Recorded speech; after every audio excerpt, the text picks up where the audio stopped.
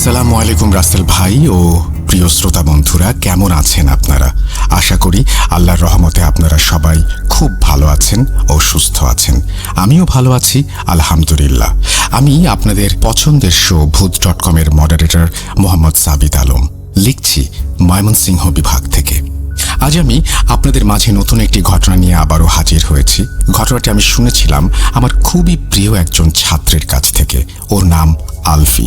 আলভি ভূত.com-এর অনেক বড় একজন ভক্ত। আলভিকে পড়ানোকালীন অবস্থাতেই আমি ঘটনাটি সংগ্রহ করেছিলাম ওর কাছ থেকে।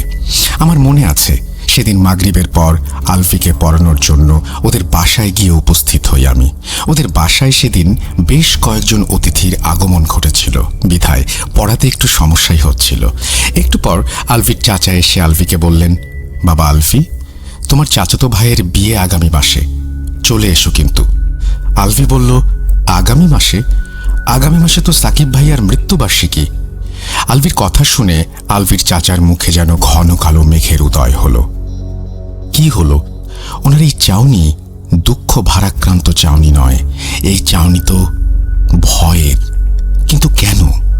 আলভির কথা শুনে কিছুক্ষণ চুপ থেকে আলভির চাচা হন্তদন্ত হয়ে রুম থেকে বের হয়ে গেলেন। আমি আলভিকে বললাম, কিছু মনে করো না, তোমাকে একটা কথা জিজ্ঞেস করি আলভি।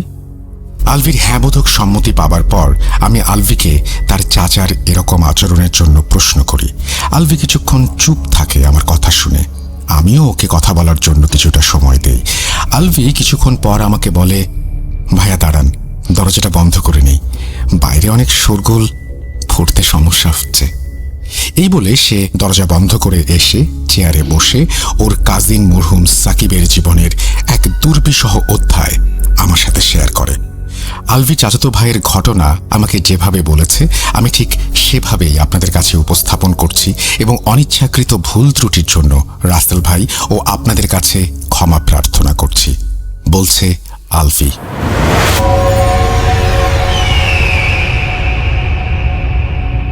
সাকিব ভাই আমাদের কাজিনদের মধ্যে সবচেয়ে বড় এবং সবার পছন্দের। জানেন শয়তান কাকে বেশি ধোঁকা দেয়? আমরা বলি যে নিয়ম করে নামাজ কালাম পড়লে, রোজা করলে, ইসলামী বিধিবিধান মানলে শয়তান নাকি আসে না, আর যারা এর বিপরীত কাজ করে শয়তান নাকি তাদেরকে বিরক্ত করে বা তাদেরকে পথভ্রষ্ট করার চেষ্টা করে। আসলে কি তাই? তাহলে সাকিব ভাইয়ের সাথে কেন এমন হলো? আসলে কি জানেন ভাইয়া, যারা আল্লাহর আদেশ নিষেধ মানে না, নামাজ কালাম পড়ে না, তাদের শয়তান ধরে না। দুঃখিত ভাইয়া, কিন্তু বলতে বাধ্য হচ্ছি যে এমন বেনামাজি আর ধর্মের বিষয়ে উদাসীন ব্যক্তিরা খোদ নিজেরাই শয়তান, তাই শয়তান তাদের কোনো ক্ষতি করে না। আর যারা আল্লাহর নেক বান্দা, তাদের প্ররোচনা দিয়ে শয়তান মৃত্যু অবধি নিয়ে যায়, যার উদাহরণ হলো সাকিব ভাইয়া। অবশ্য এখানে ওনার যে দোষ নেই তাও বলা যাবে না। কৌতূহল আর প্রমাণ করার আজব এক চক্রের মাঝে পড়ে উনি আজ কবরবাসী। ওনার মৃত্যুর প্রধান কারণ আমরা জানতেই পারতাম না যদি না উনি মৃত্যুর কয়েক মাস আগে আমাদের সবকিছু খুলে বলতেন। চলেন আগে শুরু করি ঘটনা। 2014 সাল 12 নভেম্বর বিকেল 4টা। গ্রামের সবাই সাকিব ভাইকে খুঁজে বেড়াচ্ছেন। গ্রামের মানুষের মধ্যে হইচই পড়ে গিয়েছে ইতোমধ্যে। সাকিব ভাই গতকাল রাত 8টায় বেরিয়েছিলেন বাসা থেকে, এখনো ফেরেননি। সারা গ্রামের মানুষ মিলে ওনাকে খুঁজছেন। আমার বড় চাচার বড় ছেলে সাকিব ভাই। বড় চাচা বিকেল 5টায় বাসায় এসে একটা পিঁড়িতে বসে পড়লেন। ওনার চোখে পানি। ছেলেকে উনি তখনও খুঁজে পাননি। গ্রাম পুলিশের এক দল 12টা থেকে খোঁজ চালিয়ে যাচ্ছে, কিন্তু সাকিব ভাইয়ের কোনো খোঁজ নেই। মাগরিবের আজান দিল, মসজিদে মাইকিং করা হলো। আমরা সবাই জামাতে নামাজ আদায় করে দোয়া করলাম যেন সাকিব ভাই সহি সালামতে ফিরে আসে। মাগরিবের নামাজ পড়ে বাসায় ফিরে সকলেই টর্চ লাইট নিয়ে ওনাকে খুঁজতে বের হওয়ার জন্য রেডি হচ্ছিলাম। এমন সময় গ্রাম প্রধান একজন বৃদ্ধ কবিরাজকে নিয়ে আমাদের বাসায় হাজির হলেন। আমরা যদিও এই সমস্ত বুজরুকিতে বিলিভ করতাম না, কিন্তু কথায় আছে না, দেয়ালে পিঠ থেকে গেলে মানুষ খোঁজে না, এমন কোনো উপায় নেই। কবিরাজকে উঠোনে বসানো হলো। আকাশে তখন পূর্ণিমার চাঁদ উঠেছে। বিদ্যুৎহীন সময়ে এই চাঁদের আলো যেন 1000 বছর পেছনে নিয়ে গেল আমাদের। 1000 বছর আগের সেই উঠোন, জটলা পাকানো মানুষ আর কবিরাজ, এ যেন এক মহাযাত্রাপালা। যাই হোক, কবিরাজ বাঁশঝাড় থেকে একটি মুরগি জবাই দিয়ে এসে বসলেন। উনি আমাদের বললেন, গ্রামের রক্ষককে ডাক দিতেছি মিয়ারা, তোমরা কেউ কথা কইও না। আমাকেও গ্রামের রক্ষককে কইতে পারবো সাকিব মিয়া কই আছে। আমি কৌতূহলবশত ওনাকে জিজ্ঞেস করলাম, রক্ষক আবার কে?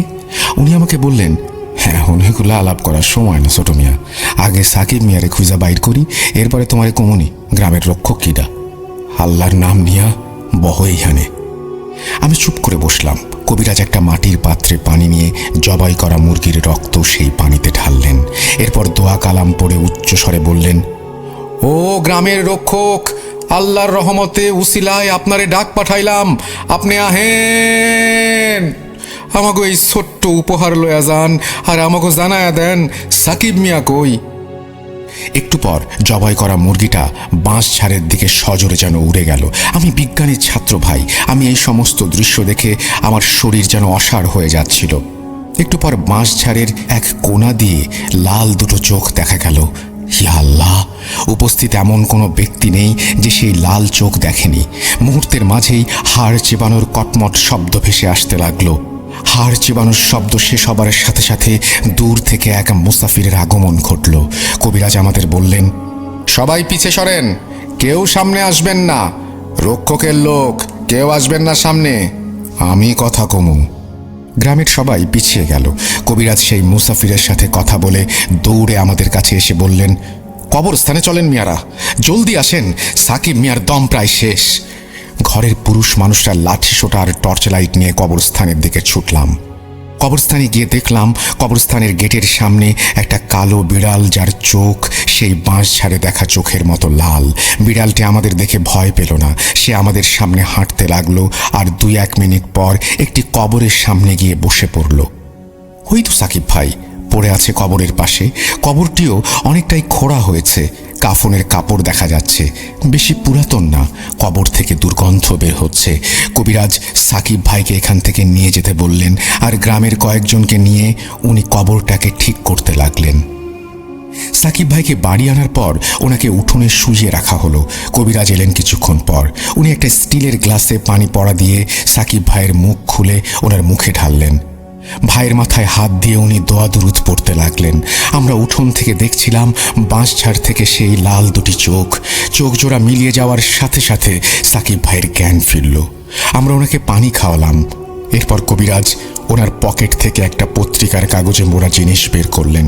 উনি বললেন, রক্ষকের মুসাফির এই দাওয়া দিছে মিয়ারা, ডরের কিছু নাই, এইটা সাকিব মিয়ারে খাওয়াও। কাগজ খুলে দেখা গেল সেই কাগজ ভর্তি কালো জিরা। সাকিব ভাইকে কালোজিরা খাওয়ানোর পর উনি আস্তে আস্তে স্বাভাবিক হয়ে গেলেন। আমরা সবাই স্বস্তি পেলাম। ওনাকে জিজ্ঞেস করা হলো যে উনি কবরস্থানে কি করছিলেন। উনি আমাদের বললেন, উনি নাকি জানেন না আসলে হয়েছিল কি ওনার সাথে। রাতে উনি একবার বের হয়েছিলেন দোকানে যাবেন এই ভেবে। রাস্তায় নাকি হঠাৎ একটা গরম বাতাস এসে ওনার গায়ে লাগে। এরপর নাকি ওনার আর কিছু মনে নেই। কবিরাজ বললেন, সাকিব মিয়া, এই গ্রামের একটা রেওয়াজ আছে, নামাজ পড়বার গেলেও বাবাক মুসল্লি এক লগে যাওন লাগে, একলা যাওন যায় না, তাইলে সে আইসা নিয়া যায়। তোমারে সেই ধরছিল, আল্লাহ বাঁচাইছে। রক্ষকরে আল্লাহর নাম দিয়া কসম দিছিলাম মিয়া, আল্লাহ বাঁচাইছে। আমি এবার আমার কৌতূহল সামলাতে পারলাম না। কবিরাজকে জিজ্ঞেস করলাম, কে এই রক্ষক, আর সে আসেই বা কেন? কবিরাজ বললেন, আমারে তোমরা মনে হয় চিনবার পারো নাই মিয়ারা। কেমনে চিনবা? তোমরা তো থাকো না গ্রামে, বাকিরা আমারে চেনে। আমি গ্রামের মসজিদের মুয়াজ্জিন। আমার দাদা তার দাদাও মসজিদের খাদেম ছিল। আমার দাদা তার দাদাও মসজিদের খাদেম ছিল। আমার পরদাদা আসিল মসজিদের ইমাম। অনেক পরহেজগার লোক আসিল। তোমা করে বলি, তাইলে রক্ষক কিডা, আর সে কি বা করে? এরপর মুয়াজ্জিন সাহেব বলতে শুরু করলেন এই রক্ষককে আর সেই বাকে। ওনার ভাষা আমি বোঝার সুবিধার্থে পরিমার্জন করে বলছেন, মুয়াজ্জিন সাহেব, আমার দাদার আমলের ঘটনা। আমার বড় দাদা মানে আমার দাদার বাবা তখন মসজিদের ইমাম, আর আমার দাদা ছিলেন মসজিদের মুয়াজ্জিন। মসজিদ তখন নতুন নির্মাণ করা হয়েছে আমাদের গ্রামে। মসজিদ বানানোর আগে এই জায়গা একটা পোড়ো বাড়ি ছিল। মসজিদ নির্মাণের কিছুদিনের মাঝেই মসজিদের আশেপাশে নানান রকমের সমস্যা দেখা দিতে লাগলো। প্রায় সময়ই মসজিদে নামাজ পড়তে আসা মুসল্লিরা রাতে নানান জিনিস দেখে ভয় পেত। কেউ হয়তো দেখত উটের মতো বড় শেয়াল, কেউ দেখত আগুন চোখা মহিষ, আবার কেউ বা দেখত এক বৃদ্ধ তার ডান হাতে তার নিজের মাথা নিয়ে হাঁটছে। আমার বড় দাদা আল্লাহর একনিষ্ঠ নেক বান্দা ছিলেন। উনি কবিরাজিও করতেন, কিন্তু সব সময় না। খুব বেশি প্রয়োজন না হলে উনি এই কাজ কখনো করতেন না। ওনার ভাষ্য মতে জিনদের সাহায্য নিয়ে আমাদের ধর্মে হারাম। কথাটা আসলেই সত্যি। কিন্তু এমন সমস্যা দেখে আমার দাদা মসজিদের পাশে আমাদের মুরব্বীদের নিয়ে একটা বৈঠকে বসেন। একদিন বাদ জোহর এই সমস্যার সমাধানের পথ বের করার কথা হয়েছিল সেখানে। বৈঠকে সিদ্ধান্ত হলো দাদা কবিরাজি বিদ্যা ব্যবহার করবেন গ্রামবাসী ও মসজিদের কল্যাণের জন্য। সেদিন মাগরিবের নামাজের পরেই দাদা ওনার শাগরেদ এক জিনকে আহ্বান করলেন। চাল দিয়ে গোল বৃত্ত এঁকে একজন তরুণ যুবককে মিডিয়াম হিসেবে বসানো হয়েছিল। দাদার দোয়া কালাম আর আল্লাহর ইচ্ছায় একজন জিন এসে সেই তরুণ যুবকের জবানে কথা বলতে লাগলো। তাকে জিজ্ঞেস করা হলো, এই গ্রামের সমস্যা কি? কেন এই মসজিদের আশেপাশে এমন সমস্যা হচ্ছে? সে জানালো, যে জায়গায় মসজিদ স্থাপন করা হয়েছে সেই জায়গায় নাকি এক নিকৃষ্ট জিন বন্দী ছিল। প্রায় 100 বছর আগে তাকে কোনো এক পীর সাহেব বন্দী করেছিলেন, আর তার ক্ষমতা বাড়ির পাশের আম গাছে বন্দী করে দিয়েছিলেন দোয়া কালামের মাধ্যমে। যেহেতু মসজিদ বানানোর সময়ে জায়গাটি খনন করা হয়েছিল, সেহেতু যেই জায়গায় জিনকে বন্দী করা হয়েছিল সেই জিনিসটি নষ্ট হয়ে শয়তান জিনটি মুক্ত হয়ে যায়, কিন্তু তার ক্ষমতা এখনও সেই আম গাছে বন্দী। আমাদের নাকি কপাল ভালো যে আম গাছ কাটা পড়েনি। যদি কাটতাম তাহলে নাকি এই গ্রাম এতদিনে কবরস্থান হয়ে যেত। এই সমস্যার সমাধানের উপায় বা জিনটাকে আবার বন্দী করার উপায় জিজ্ঞেস করা হলে সেই জিন জানায় যে পীর সাহেবের মতো জ্ঞান এখানে কারো নেই, কিন্তু একটা উপায় আছে। আমরা জিজ্ঞেস করি, উপায় কি? জিনটি জানায় যে পীর সাহেব যেই জিনের সাহায্য নিয়ে শয়তান জিনকে বন্দী করেছিল, সেই সাহায্যকারী জিন গ্রামের শেষ কোণায় যে ভাঙা বাড়ি আছে সেই বাড়ির সামনে নিম গাছের নিচে বন্দী। আমরা অবাক হয়ে জিজ্ঞেস করি যে ভালো জিন বন্দী কেন? সে জানায়, যেদিন সেই শয়তানকে সেই সাহায্যকারী জিন আর পীর সাহেব মিলে বন্দী করে, সেদিন সেই জিন আল্লাহর কাছে ফরিয়াদ জানায় যে তাকে যেন এসব খারাপ কাজ আর খারাপ জিনিস আর দেখতে না হয়। এতে নাকি তার ভেতর বিরূপ প্রভাব পড়ছে আর সে কষ্ট পাচ্ছে মানুষের কষ্ট দেখে। আল্লাহর কাছে করা ফরিয়াদ জিনটি পীর সাহেবকে জানায়। সেই জিনের ফরিয়াদ শুনে পীর সাহেব তাকে বলেন, ঠিক আছে, তাহলে তোকে আমি গ্রামের শেষ প্রান্তে একটি টিনের ট্যাঙ্কের মধ্যে বন্দি করে রাখবো। তুই সারা জীবন ইবাদত করবি সেখানে। তুই যতদিন বাঁচবি ততদিন তোর খানা পিনা সব কিছু সেখানেই পাবি, কিন্তু তুই নিজের ইচ্ছায় বের হতে পারবি না সেখান থেকে। যদি কেউ তোকে মুক্ত করে, আমাকে কথা দে তুই নিজ ইচ্ছায় বের হবি না। সেই শয়তান মুক্ত হলে যদি সাহায্যের জন্য তোকে কেউ মুক্ত করতে আসে, তাহলে তুই তাদের সাহায্য করবি। আমার মৃত্যুর পর যদি তুই মুক্ত হোস, তবে এই গ্রামের হেফাজত করবি সেই শয়তানের হাত থেকে। জিনটি প্রতিজ্ঞা করে যে সে পীর সাহেবের সব কথায় রাজি। এরপর একটি টিনের ট্রাঙ্কের ভেতর তাকে আটকে ট্রাঙ্কটি পীর সাহেব মাটিতে পুঁতে সেই মাটিতে একটি নিম গাছের চারা রোপণ করেন। তরুণ যুবকের ওপর ভর করা জিনটি আমার দাদাকে বললেন সেই সাহায্যকারী জিনকে মুক্ত করে দিতে। এই বলে তরুণ যুবকটি অজ্ঞান হয়ে গেল। অজ্ঞান হবার আগে তরুণ যুবকটি বলেছিল যে সেই সাহায্যকারী জিনের মুক্তির পর সেই শয়তান ভালো জিনটির ওপর প্রতিশোধ নিতে আবারও পরিপূর্ণভাবে জেগে উঠবে। সাবধান, কবরস্থানের বাইরে পূর্ব পাশের শেষ কোণায় কবরের মাটি যেন কোনোভাবেই খোঁড়া না হয়, কারণ সেই কবর নাকি সেই পাপিষ্ঠ জিনের পাপিষ্ঠ কালো জাদুকর মাস্টারের। সেই কবরের ভেতরে একটা লৌহ পেরেক আছে। সেই পেরেক যদি আম গাছে গেঁথে দেওয়া হয়, তবেই সেই শয়তানের শক্তি আবার ফিরে আসবে। কিন্তু এই কাজ যে করবে সে অপবিত্র থাকবে বলেই তাকে দিয়ে এই কাজ করাতে পারবে শয়তান। গ্রামের মুসল্লিদের একা একা নামাজে যাওয়ার ওপর নিষেধাজ্ঞা দিয়ে তরুণ যুবক অজ্ঞান হয়ে গেল।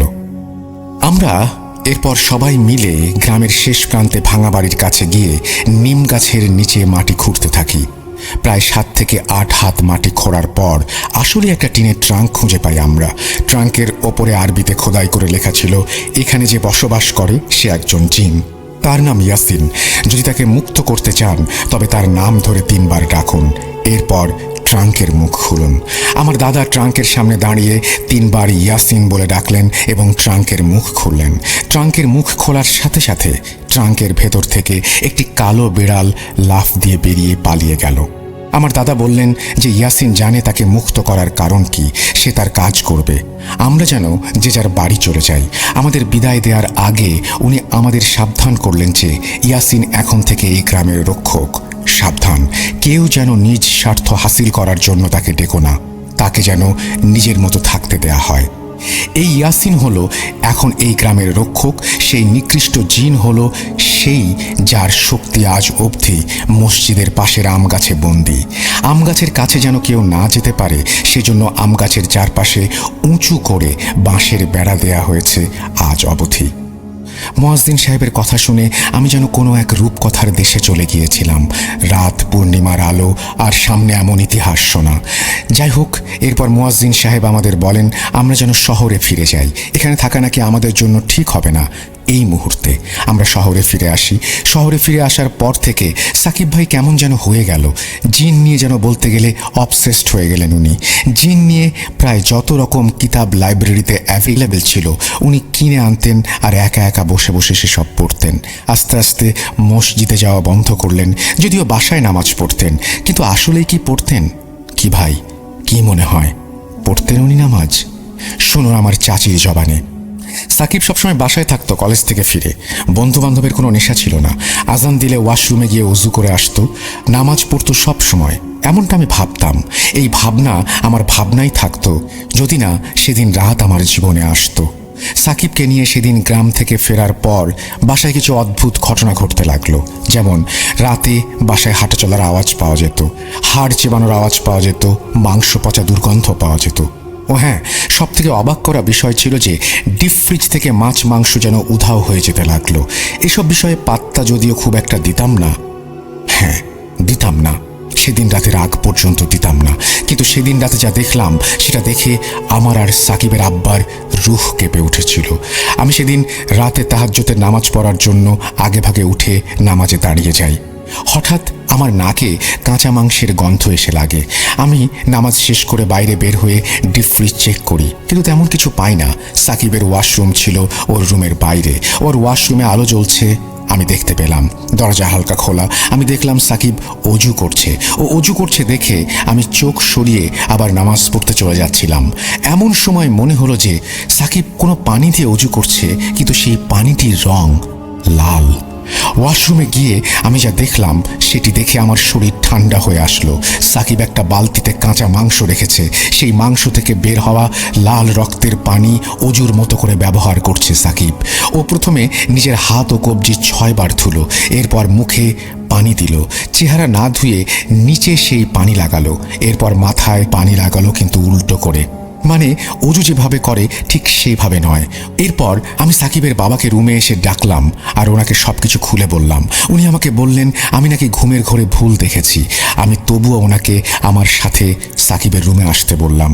আমরা সাকিবের রুমের কাছে এসে গেলাম দুইজনে। সাকিবের বাবাও কাঁচা মাংসের গন্ধ পাচ্ছিলেন নিজের ঘরে। একটু শব্দ করে তেলাওয়াত করছিল সাকিব, কিন্তু কি তেলাওয়াত করছিল বুঝতে পারছিলাম না। ওর ঘরের দরজা একটু খুলতেই আমরা যা দেখলাম সেটি বলতে গিয়ে এখনো আমার গায়ের লোম দাঁড়িয়ে যাচ্ছে। সাকিব কোনো একটি সূরা উল্টা করে পড়ছে। সাকিবের বাবা সাকিবকে সজোরে ধমক দিয়ে বললেন, সাকিব তুই কি করছিস? পাগল হয়ে গেছিস? থাম থাম বলছি। সাকিব নামাজ ছেড়ে দিল, আমাদের দিকে তাকিয়ে বলল, আব্বু আমি এমনি এমন করছিলাম, তোমার কাছে একটা জিনিস চাইবো, দিবা? সাকিবের বাবা জিজ্ঞেস করলেন, কি? সাকিব যা বলল তা শুনে আমাদের জ্ঞান হারানোর মতো অবস্থা। আগামী সেপ্টেম্বর মাসে তো কোরবানি, তাই না? গরু কেনা লাগবে না আব্বু? সাকিবের বাবা জিজ্ঞেস করলো, কেন গরু কেনা লাগবে না? সাকিব বলল, আমার গলায় ছুরি চালিয়ে দিও, আমাকে কোরবানি করবা, আমাকে, হ্যাঁ আমাকে কোরবানি, আমাকে কোরবানি আব্বা। সাকিবের মুখে সমস্ত কথা শুনে আমি অজ্ঞান হয়ে গেলাম। জ্ঞান ফিরতেই দেখি সকাল হয়ে গেছে। সাকিবের আব্বু আমার পাশে।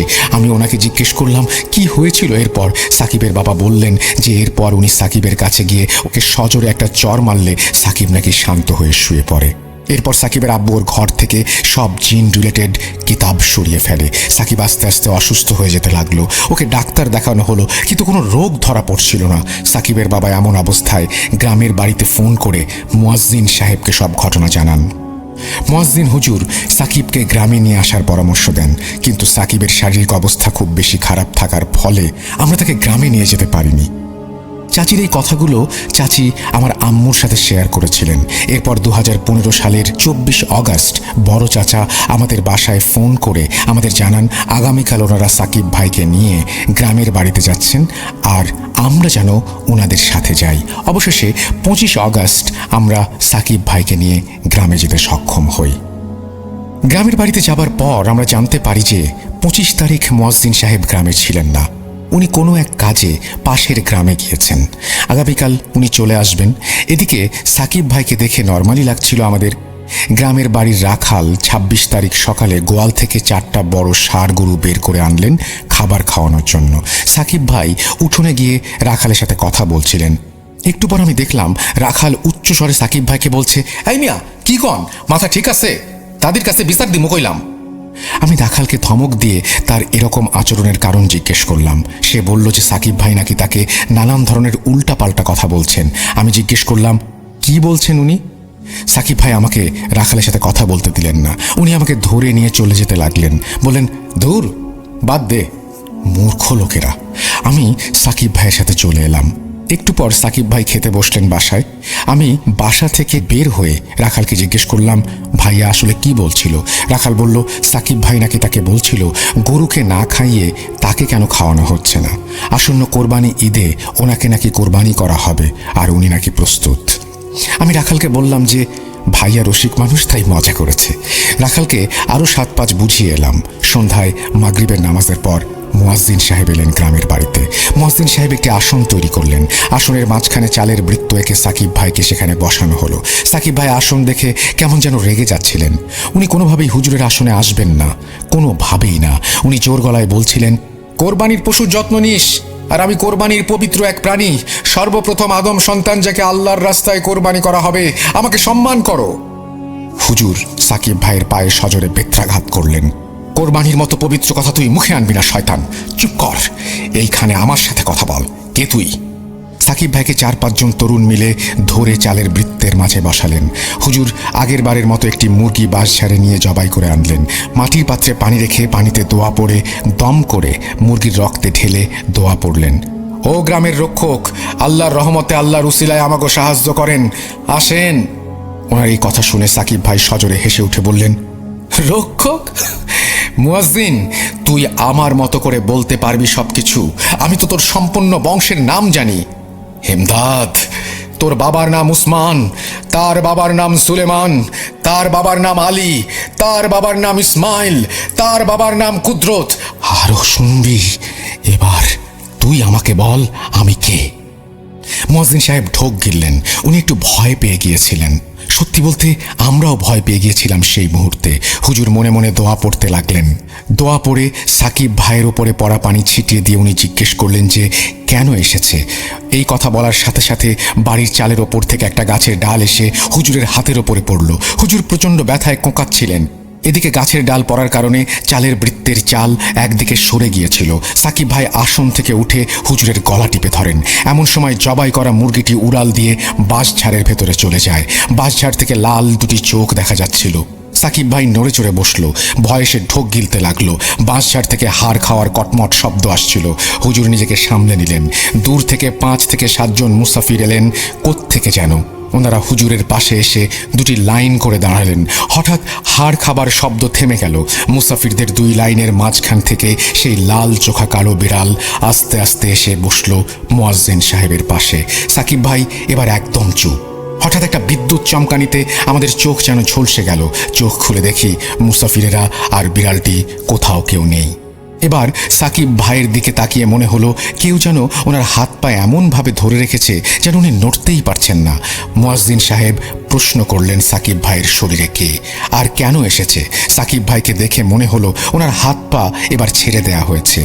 গভীর এবং ভারী গলায় উনি বললেন, আসসালামু আলাইকুম মুয়াজ্জিন সাহেব, আমি ইয়াসিন। আপনার দাদা যাকে মুক্ত করেছিলেন, আপনি ভাগ্যবান যে আপনার দাদা অনেক ভালো মানুষ ছিলেন আর আপনি ওনার বংশধর, নইলে আমাকে ডাকার অপরাধে আমি আপনার প্রাণ নিতে পারতাম। যাই হোক, এই ছেলের শরীরে সুকুমার বসবাস। এই ছেলে আপনাদের মিথ্যা বলেছে। ছেলেটা পরহেজগার, কিন্তু ছোট্ট একটা মিথ্যা বলার কারণে আজ তার এই পরিণতি। সেদিন রাতের কিছু তার মনে নেই, এই কথা মিথ্যা। আমি ওর শরীর থেকে যাবার পর ওকে জিজ্ঞেস করবেন, তার সত্যিটা জেনে নেবেন। আর সুকুমা, ওকে আমি সরাসরি আটকাতে পারবো না, কারণ আমি এই গ্রামের হেফাজতের দায়িত্বে আছি। এই ছেলে গ্রামের বাইরের মানুষ আর সে নিজের কর্মফল ভোগ করছে। সেদিন সে যদি সত্যি কথা বলতো আমি তাকে সাহায্য করতে পারতাম, কিন্তু এখন সুকুমা তার কলিজা ফুসফুস নষ্ট করে দিয়েছে। ও আর বাঁচবে না। আর সুকুমা পবিত্র দিনে বলি দেওয়ার মাধ্যমে নিজের শক্তি পুনরুদ্ধার করার রাস্তা খুঁজে পেয়েছে বলে মনে হচ্ছে। এই কারণেই কোরবানি ঈদের মতো পবিত্র দিনে এই ছেলের বলি দিতে চাইছে। আমি সুকুমাকে নিয়ে যেতে পারি, কিন্তু তাতেও কোনো লাভ হবে না। তবু আমি সুকুমাকে নিয়ে যাচ্ছি। সুস্থ করার মালিক আল্লাহ, আমি নই। আমাকে ক্ষমা করবেন। আমি আসি। আসসালামু আলাইকুম। এই কথা বলে ইয়াসিন চলে যাওয়ার আগে আমি ওনাকে বলি, ইয়াসিন সাহেব অপেক্ষা করুন, সুকুমাকে আমাকে বলুন। ইয়াসিন সাহেব আমার দিকে তাকিয়ে বলেন, সুকুমা অনেক প্রাচীন শয়তান, যাকে এই গ্রামের একজন কালো জাদুকর আহ্বান করেছিল নিজের এক চোখ বিসর্জন দিয়ে। কিন্তু তার কালো জাদুর কথা গ্রামবাসী জেনে যাবার ফলে তাকে পিটিয়ে মেরে ফেলা হয়। মেরে ফেলার পর তার লাশ মাটিতে পুঁতে দেয়া হয়। তার এক চোখ মৃত্যুর পর বন্ধ হচ্ছিল না, তাই গ্রামবাসী তার চোখের ওপর পেরেক মেরে মাটিতে পুঁতে ফেলে কবরস্থানের বাইরে শেষ প্রান্তে। আমি আসি। আল্লাহ হাফেজ। ইয়াসিন সাহেব সুকুমাকে সাকিব ভাইয়ের শরীর থেকে নিয়ে চলে গেলেন। সাকিব ভাইয়ের জ্ঞান ফেরানোর চেষ্টা করি আমরা। ওনার জ্ঞান ফিরলে আমরা সেদিন রাতের আসল কাহিনী জিজ্ঞেস করলে উনি জানান যে ওনার এক বন্ধু নাকি কবরের আজাব বা কবরের সওয়াল জবাবের কথা বিলিভ করতো না। তাকে ভুল প্রমাণ করতেই নাকি সেদিন রাতে সাকিব ভাই কবরস্থানে যান ক্যামেরা নিয়ে ভিডিও করতে। কিন্তু সেখানে গিয়ে একটি কবর প্রায় অর্ধেক খোঁড়ার পর উনি লালসার শিকার হন। উনি দেখেন খুব সুন্দর সাজ পোশাক গায়ে এক মহিলা তার দিকে তাকিয়ে আছে। উনি মহিলাকে জিজ্ঞেস করলেন মহিলাটি কে। মহিলাটি উত্তর দিল তার নাম সুকুমা, এই গ্রাম প্রধানের মেয়ে, যা ছিল আসলে মিথ্যা। সাকিব ভাইকে এত রাতে কবরস্থানে আসতে দেখে সে নাকি এখানে এসেছে। এরপর সুকুমা সাকিব ভাইকে কবর খোঁড়ার কারণ জিজ্ঞেস করলে সাকিব ভাই ওনাকে তা জানান। এরপর সুকুমা তাকে বলেন শেষ প্রান্তের একটা কবর খুঁড়লে নাকি সাকিব ভাই ওনার দরকারি এভিডেন্স পেয়ে যাবেন। কিন্তু সাকিব ভাই যখন সুকুমার ধোকায় পড়ে কবর খুঁড়তে যাচ্ছিলেন তখনই নাকি উনি দেখলেন যে একটি কালো বেড়াল ওনার পথ রোধ করে দাঁড়িয়ে আছে। এসব নাকি ওনার আর কিছু মনে নেই। এই ঘটনার পর আমরা সাকিব ভাইকে নিয়ে শহরে চলে আসি। ওনার শারীরিক অবস্থার অবনতি হয়, ডাক্তারের অবজারভেশনে রাখা হয়। কোরবানির ঈদ চলে আসে। আল্লাহর নামে কোরবানি দিলে আল্লাহ হয়তো রহম করবেন ভেবে বড় চাচা কোরবানি দেওয়ার নিয়ত করলেন। কোরবানি ঈদের 2 দিন আগে রাতে আমার চাচা আমার আব্বুকে ফোন করলেন। ফোন করে উনি যা বলেন তা কিছুটা এরকম, আগামী পরশু কোরবানির ঈদ, তাই আগামীকাল গরু কিনতে যাব বিধায় আজ একটু আগেই শুতে চেয়েছিলাম, কিন্তু কাজ করতে করতেই দেরি হয়ে গেল। শেষবার ঘড়ি দেখছিলাম রাত 12:40। ঘুমের মাঝে হঠাৎ সাকিবের গলার আওয়াজ ভেসে আসে আমার কানে। ফিস ফিস করে কথা বলছে সে, আব্বু আব্বু আমাকে কোরবানি দাও। এরপর চাচা নাকি বিছানা থেকে উঠে সাকিব ভাইয়ের রুমে গিয়ে ওনাকে দেখে এসেছিলেন। উনি ঘুমাচ্ছিলেন তখন, বেচারা শুকিয়ে যেন একদম কঙ্কাল হয়ে গিয়েছে। কোরবানি ঈদ এসে গেছে, আল্লাহর নামে কোরবানি হয়। সাকিব ভাই কোরবানি ঈদে সামিল হয়েছিলেন শরীরের এই অবস্থা নিয়েও, কিন্তু ওনার আর শেষ রক্ষা হয়নি। গত 23 নভেম্বর 2015 উনি মৃত্যুবরণ করেন। ইন্না লিল্লাহি ওয়া ইন্না ইলাইহি রাজিউন। এই বলে দীর্ঘশ্বাস ফেলে আলফি তার কাজিন সাকিব ভাইয়ের ঘটনাটি শেষ করেন। প্রিয় লিসেনার্স, এই ছিল আপনাদের জন্য পাঠানো আমার আজকের ঘটনা।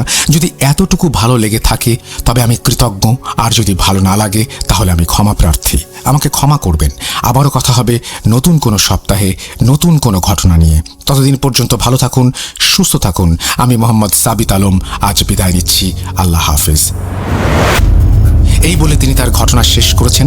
আশা করছি এই ঘটনাটি আপনাদের কাছেও ভালো লেগেছে। যদি ভালো লাগে অবশ্যই আমাদেরকে জানাবেন।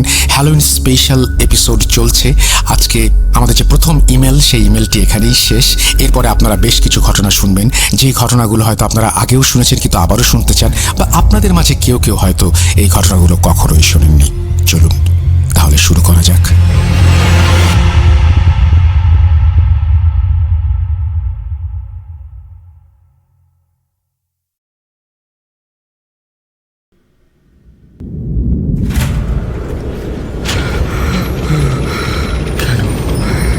কেন তুমি আসো? আমি শুধু তোমার সাথেই থাকতে চাই। কিভাবে সম্ভব? মৃতদের এই পৃথিবীতে থাকতে নেই। তুমি তুমি চলে যাও, চলে যাও, প্লিজ চলে যাও। সবটাই কি ইলুশন, নাকি অন্য জগতের কেউ কখনো হাজির হয়ে যায় চোখের পলকে? ভূত.com with Russell। Welcome back. আপনাদের সবাইকে আরও একবার পবিত্র ঈদ উল ফিতরের শুভেচ্ছা। আশা করছি সবাই ভালো আছেন এবং ভালোর তলে আছেন। আর যেভাবে লেখা আছে আমি সেভাবেই পড়ছি। আসসালামু আলাইকুম রাসেল ভাই এবং প্রিয় লিসেনার্স, সবাইকে ঈদের অনেক শুভেচ্ছা।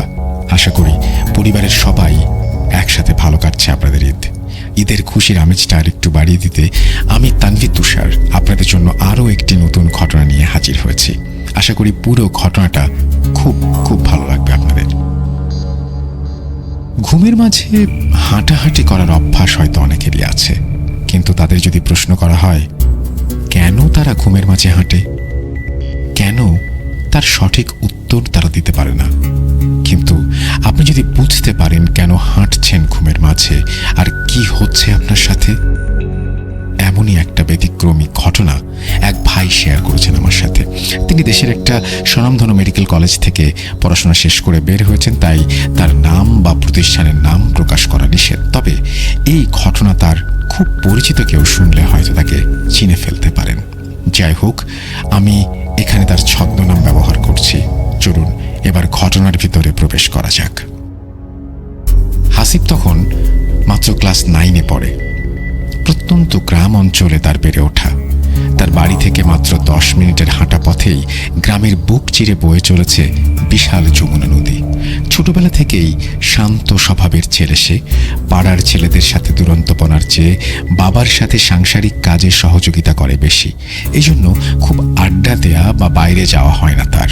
তার নিয়মিত অভ্যেস সন্ধ্যার সময়ে হারিকেন মুছে নিয়ে পাশে রেখে পড়তে বসা, কারণ সে সময় সন্ধ্যার পরই কারেন্ট যাওয়ার এক উৎসব চলে। তাই সব গুছিয়ে নিয়ে পড়তে বসে সে। এমনি একদিন বাইরের উঠোনে বসে তার মা রান্না করছে, আর সে হ্যারিকেনের আলোতে তার নিয়মিত পড়ালেখা করছে। চারিদিক তার নিস্তব্ধতা। হঠাৎ অন্ধকার ফুঁড়ে দূর থেকে ভেসে আসছে নিড়ে উড়ে যাওয়া বকের পালের ডাক। ঠিক এমন সময় হাসিবের পেছনে থাকা জানলাটা এক ধাক্কায় খুলে গেল হুট করে। চমকে উঠে পেছনে তাকালো সে।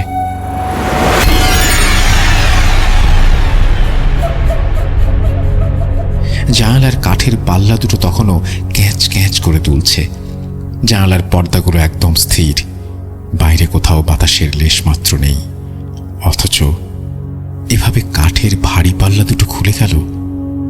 হাসিব ভাবছে উঠে যাবে কিনা। এরপরেই একটা অদ্ভুত ব্যাপার খেয়াল করলো সে। রুমের মাঝে খুব সুন্দর একটা মিষ্টি গন্ধ ভরে উঠেছে। গা ছমছম করে উঠল হাসিবের। এক দৌড়ে বাইরে এসে মায়ের কাছে বসল সে। সেদিনে সেই ব্যাপারটাই ভুলে যেত হাসিব যদি তার অন্য একটা সমস্যা দেখা না দিত। ইদানিং হাসিবের ঘুমের মাঝে বেশ অদ্ভুত রকমের একটা অনুভূতি হয়। মনে হয় জানালার পাশে দাঁড়িয়ে কেউ তাকে দেখছে। এটা ঠিক স্বপ্নের নাকি আঁতো জেগে থাকার কারণে হচ্ছে অনুভূতিটা হাসিব বুঝতে পারে না।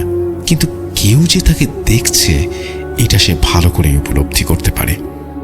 এর কিছুদিন পর থেকে মনে হয় তাকে ঘুমের মাঝে কি যেন ডাকছে।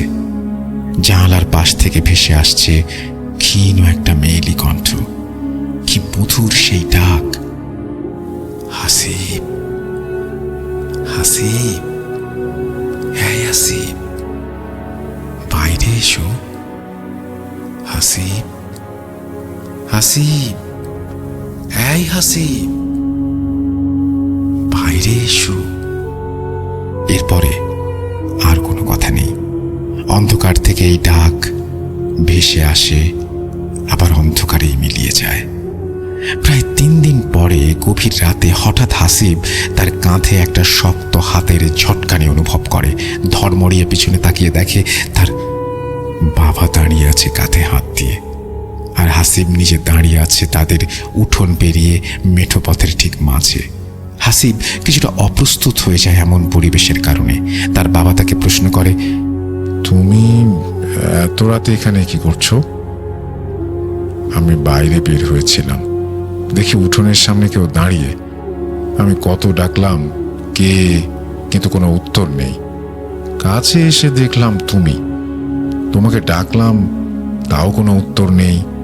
সামনে এক দৃষ্টিতে তাকিয়ে কি যেন দেখছো। হাত দিয়ে ধাক্কা দিলাম পরে। হাসিব তার বাবাকে বিস্তারিত কিছু বলল না। বলল, রাতে ঘুম আসছিল না, তাই বেরিয়েছিলাম। কিন্তু তুমি যে ডেকেছো তা তো খেয়াল করিনি। অথচ হাসিব নিজেও বুঝতে পারছে না এখানে সে কি করে আসলো। মনের মাঝে অনেক প্রশ্ন নিয়ে আবার শুয়ে পড়ল হাসিব। কোনোভাবেই, কোনো যুক্তিতেই মিলাতে পারছে না কিছু। এত রাতে কেন, কিভাবে সে রাস্তায় চলে এলো? এভাবে কেটে গেল আরো কিছুদিন। এর মাঝে রাতে সেই ডাক হাসিব মাঝে মাঝেই শুনতে পেত। গভীর রাতে আবার সেই কণ্ঠ একদিন ভেসে আসলো হাসিবের কানে। বাইরে তখন ঘন কালো অন্ধকার। হাসিব বিছানা থেকে উঠে ঘরের দরজা খুলে বাইরে বেরিয়ে আসলো। হাসিব দরজা খুলে বের হতে একটা অদ্ভুত ব্যাপার খেয়াল করলো। বাইরে এখন ঘন অন্ধকার থাকার বদলে মনে হচ্ছে চারপাশে ভোরের আভা ফুটে উঠেছে। তার থেকে কিছু সামনেই একটা নারী অবয়ব দাঁড়িয়ে, কিন্তু সে উল্টো করে দাঁড়ানো। একরাশ মেঘ কালো চুল তার বাতাসে উঠছে। সেই পরিচিত মিষ্টি গন্ধটা ভেসে আসছে অবয়বের দিক থেকে। হাসিব মন্ত্রমুগ্ধের মতো তাকিয়ে হাঁটা দেয় সেই নারী অবয়বের দিকে। হাসিব হেঁটে যাচ্ছে, আর সেই মেয়েও হেঁটে যাচ্ছে। কোনো মতেই যেন দূরত্ব কমছে না। হাসিব এক পর্যায়ে এক দৌড় দেয় মেয়েটির দিকে, কিন্তু তবুও যেন এই দূরত্ব কমবার নয়। হাসিব যখন দৌড়ে তাদের গ্রামের বাড়িগুলো পার করে ফসলের মাঠের মেঠো পথ ধরেছে, ঠিক তখনই খেয়াল করলো সামনে আর সেই অবয়বটি নেই। চারপাশ যেন মুহূর্তে বদলে গেল। ঘন কালো রাতের অন্ধকার যেন ঘিরে ফেললো তাকে। না, এত অন্ধকারও না। হঠাৎ আলো থেকে অন্ধকার হওয়াতে একেবারে সবকিছু মিশমিশে কালো হয়ে গিয়েছিল। একটু দাঁড়াতেই চোখ সয়ে এলো অন্ধকারে। আবছা সব দেখা যাচ্ছে ক্ষীণ একটা আভায়। দূর থেকে ঘোলা হয়ে কাছে গেলে তা স্পষ্ট দেখা যাচ্ছে। কানে জ্বালা ধরানো ঝিঁঝি পোকার ডাক ভেসে আসতে লাগলো ফসলের মাঠ থেকে। এবার হাসিব ভয় পেতে শুরু করলো। এত গভীর রাতে বাড়ি থেকে এত দূরে কি করে? সে তো বিছানায় শুয়ে ঘুমাচ্ছিল। ঘোর ভাঙতেই তার অবয়বের ডাকের কথা মনে পড়ল। গ্রামে বলে, নিশীথে ডাকিলে বাইরে যেতে নেই। ভয়ে ভয়ে বাড়ির দিকে হাঁটা দেয় হাসিব। ফসলের জমির পাশের মেঠোপথ থেকে গ্রামের বড় মেঠোপথে উঠেই হাসিব দেখে দূরে একটা সাদা কিছু পড়ে আছে। রাস্তায় যে দিকটায় এমন সাদা কিছু দেখা যাচ্ছে, সেখানে এক পাশে বিশাল ফসলের ক্ষেত, আর অন্য পাশে ছোট 2টা মজা ডোবা, আর সেই ডোবার পাশে সারি সারি কলা গাছ। হাসিব ভাবল, রাতের আলো আধারে কলা গাছ এমনভাবে প্রায়শই দেখা যায় গ্রামের পথে। এমন অনেক আগেও হয়েছে। ভয় পেয়ে কাছে গিয়ে দেখেছে কলা গাছ পড়ে আছে রাস্তায়। তার মাঝে আজকে একটা ভয় ঢুকেছে ভেতরে। সুতরাং এটা স্বাভাবিক। নিজেকে অভয় দিয়ে হাঁটতে শুরু করে হাসিব। আস্তে আস্তে সামনে এগোতেই সাদা জিনিসটা ধরা দিচ্ছে তার দৃষ্টিতে, আর তাতেই যেন ভয় আরও বেড়ে যাচ্ছে তার কাছে। কাছে যেতেই যেন চকচক করে উঠল সাদা বস্তুটি। আবছা অন্ধকারেও সাদা যেন চোখে ছুঁয়ে এসেছে। একটা নতুন বাঁশের চাঁটাইয়ের ওপর কাফন করা একটা লাশ শোয়ানো। ভয়ে হাসিবের পা যেন থেমে গেছে। তার মনে হলো পা থেকে মাথা পর্যন্ত সব একসাথে থেমে গেছে। শরীরের সমস্ত লোমগুলো যেন ভয়ে দাঁড়িয়ে গেছে। তার মনে হচ্ছে যেন শরীরের শিরা উপশিরা দিয়ে ঠান্ডা বরফের স্রোত বয়ে চলেছে। তার মনে হলো কেউ যেন কোথা থেকে আর চোখে তাকে দেখছে এবং দৃষ্টি দিয়ে গিলে ফেলছে তাকে। সময় আর যাচ্ছিল না, থেমে গেছে। মনে হচ্ছে কত ঘন্টা ধরে এই পাথরের মতো দাঁড়িয়ে আছে সে। এমন সময় হঠাৎ মনে হলো যেন মানুষের আওয়াজ শুনল সে। শরীরে যেন হঠাৎ বিদ্যুৎ খেলে গেল। সে কান খাড়া করে খুঁজছে সেই শব্দের উৎস। হঠাৎ দেখে পাশে অন্ধকার ফুঁড়ে একটা লোক বেরিয়ে আসলো তার দিকে। না, এই লোককে তার গ্রামে তো সে কখনো আগে দেখেনি। লোকটি তার দিকে এগিয়ে আসে। এসেই অনেক গম্ভীর বেশ রাশভারী কণ্ঠে বলে, তোমাদের গ্রামে কবরস্থানটা কোন দিকে বলতে পারবে? এই কণ্ঠেই যেন লুকিয়ে আছে রাজ্যের ভয়। হাসিব তখন ভয়ে কাঁপছে, তার সারা শরীর ঘেমে যাচ্ছে। সে ভয়ে ভয়ে বলল, এই মাঠ পেরিয়ে সামনে একটা জঙ্গল আছে, সেই পাট পার হলেই বাঁশঝাড় পড়বে, সেটাতেই আমাদের গ্রামের কবরস্থান। লোকটি হাসিবকে বলল, তুমিও চলো আমার সাথে, এই লাশটাকে কবর দিতে হবে। তুমি আমাকে কবরস্থান পর্যন্ত নিয়ে যাবে, দেখিয়ে দেবে। হাসিব তখন বলল, আমি গ্রামে যাই, আরও কিছু লোকজন নিয়ে আসি। এই পথে কবরস্থানে প্রচুর শেয়ালের দল, আর এই লাশের খাটিয়া নেয়ার জন্য তো মানুষ দরকার। লোকটি রাগান্বিত হয়ে হাসিবের দিকে তাকাতেই দেখল চোখ দিয়ে যেন রাগে আগুনের হলকা বের হচ্ছে। আর কথা বলার মতো সাহস নেই হাসিবের। লোকটি যেদিক থেকে বের হয়ে এসেছিল সেই দিকে আরো দুজন লোক বেরিয়ে আসলো। তাদের চোখও মনে হচ্ছে লাল রক্তবর্ণ। ভয়ে তাদের মুখ দিয়ে কোনো কথা বের হচ্ছে না। বারবার মনে হচ্ছে এই বুঝি জ্ঞান হারিয়ে ফেললেই বেঁচে যায় তারা। এটা কি কোনো স্বপ্ন নাকি বাস্তব, নাকি স্বপ্ন আর বাস্তবের মাথায় আটকে যাওয়া, বুঝতে পারে না হাসিব। লোকটি হাসিবকে লাশের দিকটা দেখিয়ে বলল, এই খাটিয়ার এক পাশটা ধরে আমাদের সাথে কাঁধে নাও। হাসিব ভয়ে ভয়ে এগিয়ে গেল লাশটির দিকে। সে পেছনের বাম পাশের মাথাটা ধরে তাদের তিনজনের সাথে কাঁধে তুলে নিল খাটিয়াটি। বাঁশ দিয়ে বানানো একটা খাটিয়া, তার চারপাশে কোনো বাউন্ডারি নেই। কাঁধে নিতেই ভেসে এলো একটা তীব্র মিষ্টি গন্ধ। এই গন্ধ তার খুব পরিচিত, ঘরে মাঝে মাঝে ভেসে আসতো এই গন্ধ। আজ মেয়েটার পেছনে আসার সময়ও ঠিক এমনই গন্ধ তার নাকে এসেছে। তবে কি তার সাথে পরিকল্পিতভাবে কিছু হচ্ছে? ভয়ে ভয়ে লাশ কাঁধে নিয়ে পা চালাতে থাকে হাসিব। লাশের ওজন বেশ স্বাভাবিক মনে হচ্ছে। বাইরের কালো অন্ধকার ফুঁড়ে তাদের গ্রামের মেঠোপথ থেকে ফসলের সেই ছোট মেঠোপথে নামল সে। চারপাশে ঝিঝি পোকার ডাক, আর তার থেকে একটা ঠান্ডা বাতাস এসে লাগছে হাসিবের মুখে। লোক তিনজন নিজের মাঝে কি সব যেন কথা বলছে। চেষ্টা করেও যেন কিছু বুঝতে পারছে না হাসিব। তারা যখন ফসলের মাঠ পার করে ঠিক তখন মনে হলো হাসিবের পিছনে কিছু একটা আসছে। একটা ঘর ঘর শব্দ আসছে পেছন থেকে। হাসিবের যেন শরীর ঘামতে শুরু করেছে। তার মনে হচ্ছে আজ আর তার কোনো নিস্তার নেই। সে ভাবছে কি থেকে কি হয়ে গেল।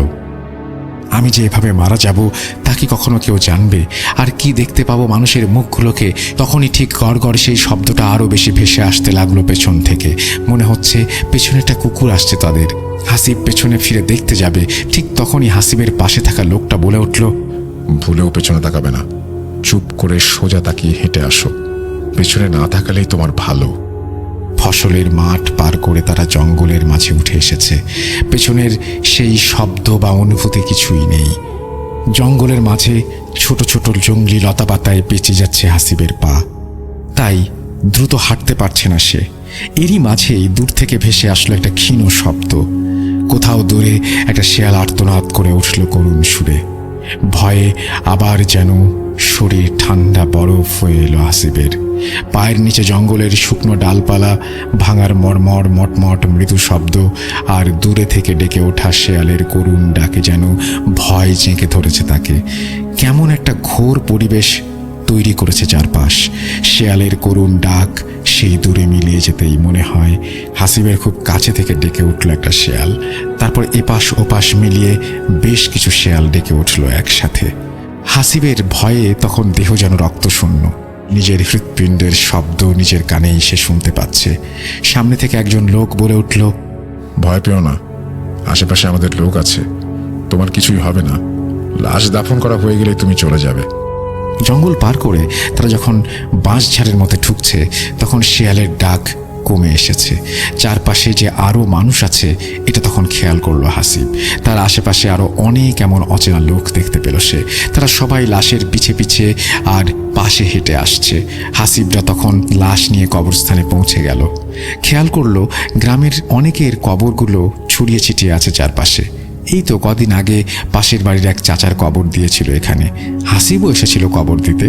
কবরের পাশের বাঁশের বেড়া তখনও নতুন। ঠিক তখন পিছন থেকে একজন বয়স্ক লোক এগিয়ে আসলো। লাশের খাটিয়াটা এনে মাটিতে রাখতেই সেই লোক হাসিবের দিকে এগিয়ে এসে বলল, তুমি আমাদের একটা কবর খুঁড়ে দাও। ভয়ে ভয়ে হাসিব জানালো জীবনে সে কোনোদিন কবর খোঁড়েনি, জানেও না কিভাবে খুঁড়তে হয়। লোকটি তাকে অভয় দিয়ে বলল, আমাদের দুজন লোক তোমাদের সাথে কাজ করবে। লোকটার কথার মাঝে কোনো রাগ নেই, কেমন একটা সুন্দর কোমলতার ছাপ আছে কথায়। তার গ্রামে এমন অদ্ভুত এত ভালো লোক সে আগে কখনো দেখেনি। ভয় কিছুটা কেটে গেল তার। পাশে একটা কোদাল আর খন্তা রাখা। হাসিব সহ আরও দুজন কবর খোঁড়ার কাজে লেগে গেল। মানুষগুলো একটু পর জটলা করে দাঁড়িয়ে গল্প করছে, কিন্তু তারা ঠিক কী ভাষায় কথা বলছে তার কিছুই বুঝতে পারছে না হাসিব। কেমন একটা অস্পষ্ট লাগছে তার কাছে। সাথে থাকা দুজনের মুখেও কোনো কথা নেই। তারা এক মনে কাজ করে যাচ্ছে হাসিবের সাথে। কবর খোঁড়া শেষ। সেই বৃদ্ধ লোকটা এগিয়ে আসলো কবরের দিকে। তারপর হাসিবকে ওপরে উঠতে বলল কবর থেকে। হাসিব উঠে আসলে দূরে একটা পানির পাত্র দেখিয়ে বলল, ওখানে যে নামাজের জন্য উঁচু করে নাও, জানাজা করতে হবে এখন। হাসিব পানির পাত্রের কাছে গিয়ে দেখল অনেক পুরনো একটা পিতলের বদনা, কিন্তু তা ব্যবহারের কারণে বেশ চকচক করছে। উঁচু করে সে হাসিব দেখল সবাই নামাজের জন্য কাতার বেঁধে লাইনে দাঁড়িয়েছে। হাসিব একটা কাতারে দাঁড়াবে ঠিক তখন বৃদ্ধ লোকটি তার দিকে এগিয়ে এসে বলল, নামাজ শেষ করে তুমি এক মুহূর্ত না দাঁড়িয়ে সোজা চলে যাবে তোমার বাড়ির দিকে। ভুলেও পেছনে তাকাবে না। যদি পেছনে তাকাও তোমার অনেক বড় ক্ষতি হবে। তোমার সাথে আমাদের আবার কোনোদিন হয়তো দেখা হবে। হাসিব দাঁড়িয়ে যায় পেছনে নামাজের কাতারে। নামাজে সালাম ফেরানোর সাথে সাথে হাসিব পেছনে ফিরে তার গ্রামের দিকে হাঁটতে শুরু করে। পেছন থেকে তখনও ভেসে আসছে সেই অস্ফুট স্বরে অচেনা অজানা ভাষার কথোপকথন। হাসিব জঙ্গল পার করে মাঠের সেই রাস্তা ধরে দিয়ে দৌড়। চারপাশে তখন ভোরের আলো ফুটছে। শরীর ক্লান্ত হয়ে এসছে, যেন নুয়ে পড়তে চায়। এক দৌড়ে চলে আসলো তার ঘরে। বিছানায় এসে এলিয়ে দিল শরীর। পরদিন তার ঘুম ভাঙলে তখন সে দেখল শরীরে প্রচণ্ড ব্যথা আর জ্বর। মাথার কাছে বসে আছে তার মা। হাসিব ভাবে পুরো ব্যাপারটাই হয়তো স্বপ্নে, কিন্তু তার শার্টে তখনও লেগে আছে ছোপ ছোপ কাঁচামাটি, যা কাল কবর খোঁড়ার সময় লেগেছিল। তবে কি রাতের ঘটনাটা পুরোটাই সত্য? এটা তাহলে তার স্বপ্ন নয়? সে পুরো ঘটনাটা তার বাবা মাকে বলল। তার বাবা পাশের গ্রাম থেকে একজন হুজুরকে ডেকে নিয়ে আসলেন। হুজুর এসে তাকে একটা তাবিজ দিয়ে বলল 6 মাস এটা কোনোভাবেই শরীর থেকে না খুলতে, আর রাতে যেই আসুক না কেন কোনোভাবেই বাইরে না যেতে। হাসিব পরদিন তাদের সেই কবরস্থানে তার এক বন্ধুকে নিয়ে যায়, কিন্তু সে যেখানে কবর খুঁড়েছিল সেখানে কিছুই নেই। মনে হচ্ছে কিছুই করা হয়নি। কাল রাতে কারো পাই পড়েনি এই কবরস্থানে। এভাবে কেটে যায় বেশ কয়েক মাস। শুধু মনে হতে থাকে হাসিবের বৃদ্ধ লোকটির কথা। লোকটি বলেছিল আবার দেখা হবে। তাহলে সেই দেখা ঠিক কিভাবে আর কবে হবে? এভাবেই কেটে যায় বেশ কিছু মাস। ব্যাপারটা আস্তে আস্তে ভুলে যায় হাসিব। রাতের সেই ডাক, মিষ্টি গন্ধটা আর পায় না। সবকিছু স্বাভাবিক হয়ে গেছে। গ্রামে তখন নেমে এসেছে শীত। শীতের আমেজে যমুনা নদীর পানি শুকিয়ে গেছে বেশ অনেকটাই। বালুর চড়া জেগে উঠেছে মাঝে মাঝে। বিশাল এই খরস্রোতা নদী যেন রূপ নিয়েছে ছোট খালে। পানিতে আর কোনো প্রকার স্রোত নেই। হাসিবদের কিছু জমি যমুনা নদী দখলে এবং যমুনা নদী গ্রাস করে নিয়ে গেছে। সেগুলো চর আকারে জেগে উঠেছে শীতের শুরুতে। সেই চরে হাসিবের বাবা কয়েক বিঘা বালু জমিতে ভুট্টার চাষাবাদ করেছেন। হাসিব প্রায়শই তার বাবার সাথে সেই ভুট্টার জমিতে গিয়ে কাজ করে। তাদের বাড়ি থেকে বের হয়ে নদী পার হয়ে ভুট্টার জমিতে যেতে হয়। নদীতে এখন পানি খুব অল্প, তবে হেঁটে পার হবার মতো অবস্থা নেই। ঘাটে একটা নৌকা বাঁধা আছে, সেটাতে করে পার হতে হয় এবং ও পারে চড়ায় নামতে হয়। আর এই খালের মতো হয়ে যাওয়া নদী দিয়ে 5 মিনিট দক্ষিণ দিকে নৌকা চালালে মেইন যে নদী সেখানে যাওয়া যায়। সেই নদীতে পানি বেশ ভালোই, আর স্রোতের টানও আছে মোটামুটি। রাতের খাবার খেতে বসে হাসিবের বাবা হাসিবকে জানায় কাল ভোরে নদী পার হয়ে ভুট্টার জমিতে যেতে হবে। ভোর থেকেই ভুট্টার জমিতে পানি দিতে হবে মেশিন দিয়ে। একদম দেরি করা যাবে না। একে তো বালি মাটি, তার উপরে অনেক জমি, দেরি করলে পানি নিতে পারবো না। এদিকে অনেকের জমি আছে, একবার কেউ পানি নেওয়া শুরু করলে সময় অনেক নষ্ট হবে। কিন্তু হাসিবের বাবার ঠান্ডা লেগে জ্বর এসেছে, তাই তিনি ছেলেকে বললেন, তুই কাল খুব ভোরে আলো ফোটার সাথে সাথে বের হয়ে যাবি। ঘাটে আমাদের নৌকা বাঁধা আছে, সেই নৌকাতে করে পার হয়ে যাবি। যার মেশিন তাকে বলা আছে তুই ভোরবেলায় আসবি, এটা সে জানে। হাসিব বাবাকে হ্যাঁ সূচক মাথা নেড়ে ভাত খেতে থাকে। বাবা বলে, তুই ভোরে গিয়ে পানি দেওয়া শুরু কর, একটু বেলা হলে তারপরে আমি যাব, ততক্ষণে তুই পানি দিবি। অনেকটাই অবশ্য পানি দেওয়া হয়ে যাবে ততক্ষণে। হাসিব মুখে মুখে হ্যাঁ বলে এবং সেদিন রাতে সে তাড়াতাড়ি শুয়ে পড়ে। হাসিবের ভোরে ঘুম ভাঙে এবং জানালার পাশে থাকা একটা গাছের ডালে বসা পাখির কিচিরমিচির শব্দে তার ঘুমটা ভেঙেছিল। ঘুম থেকে উঠে ভোরের আভা ফুটতে শুরু করেছে চারপাশে। অন্ধকারাচ্ছন্ন ভাবটি তখনও কাটেনি।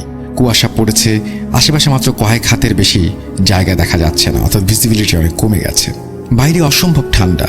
হাসিব হাত মুখে পানি দিয়ে বেরিয়ে যায় বাড়ি থেকে। শীতের এই ভোরে গ্রামের প্রায় সবাই ঘুমিয়ে থাকে। আশেপাশের কুয়াশার আড়ালে থাকা গাছ থেকে মাঝে মাঝে ভেসে আসে পাখির ডাক আর তাদের ডানা ঝাপটানোর শব্দ। গ্রামের মেঠোপথ শেষ করে হাসিব তখন নদীর ঘাটে এসে দাঁড়ালো। যখন নদীর ঘাটে এসে দাঁড়ালো তখন আশেপাশে কোনো মানুষের চিহ্ন নেই। আস্তে আস্তে নেমে গেল নৌকার দিকে। নদী এলাকায় ছোট থেকে বেড়ে ওঠা, তাই নৌকা চালানো বেশ ভালোই শিখেছিল হাসিব। এইসব ঘাটে সাধারণত মাঝি থাকে না। গ্রামের প্রায় অনেকেরই নিজস্ব নৌকা আছে। হাসিব হেঁটে ঘাটে নামে এবং নৌকা বাঁধার জায়গায় নেমে আসে, কিন্তু তাদের নৌকা বাঁধা নেই। কুয়াশায় ভালো দেখাও যাচ্ছে না কিছু। হাসিব একটু সামনের দিকে এগিয়ে যায়। এগোতে দেখে তাদের নৌকা। মনে করে ঘাটে জায়গা ছিল না বলে বাবা হয়তো এখানে বেঁধে রেখে গেছেন। হাসিব নৌকাটা একটা ধাক্কা দিয়ে লাফ দিয়ে নৌকায় উঠে বসে। বৈঠা হাতে নিয়ে পাড়ের বালিতে ঠেকিয়ে সামনের দিকে এগিয়ে যায়। কি যে কুয়াশা পড়েছে আজ, কিছুই দেখা যাচ্ছে না সামনে। নৌকার এ মাথায় বসে নৌকার ও মাথা ঠিক করে দেখা যায় না। আবছা ধোয়াটে একটা ভাব ঘিরে ধরেছে তাকে। নৌকা সোজা চালিয়ে নদীটা পার হতে 4 থেকে 5 মিনিটের মতো লাগে। হাসিব খেয়াল করলো নদীর পানির ওপরে কুয়াশাগুলো কত সুন্দর করে কুণ্ডুরি পাকিয়ে যাচ্ছে। মনে হচ্ছে পানিগুলোকে বারবার ছুঁয়ে দিয়ে যাচ্ছে তারা। শীতকাল মানেই নদীর পানিতে কুয়াশার এক অপরূপ সৌন্দর্য। এসব খেয়াল করতে করতে নৌকার মাথার সামনের জায়গাটা কিছু একটার সাথে ধাক্কা খেয়ে আটকে গেল। হাসিবের মনে হলো নদী পার হয়ে সে ওপারে চলে এসেছে। সে বইটা হাতে নিয়ে নৌকার গোলয়ের ওপরে রাখে ও মাথার দিকে চলে যায়।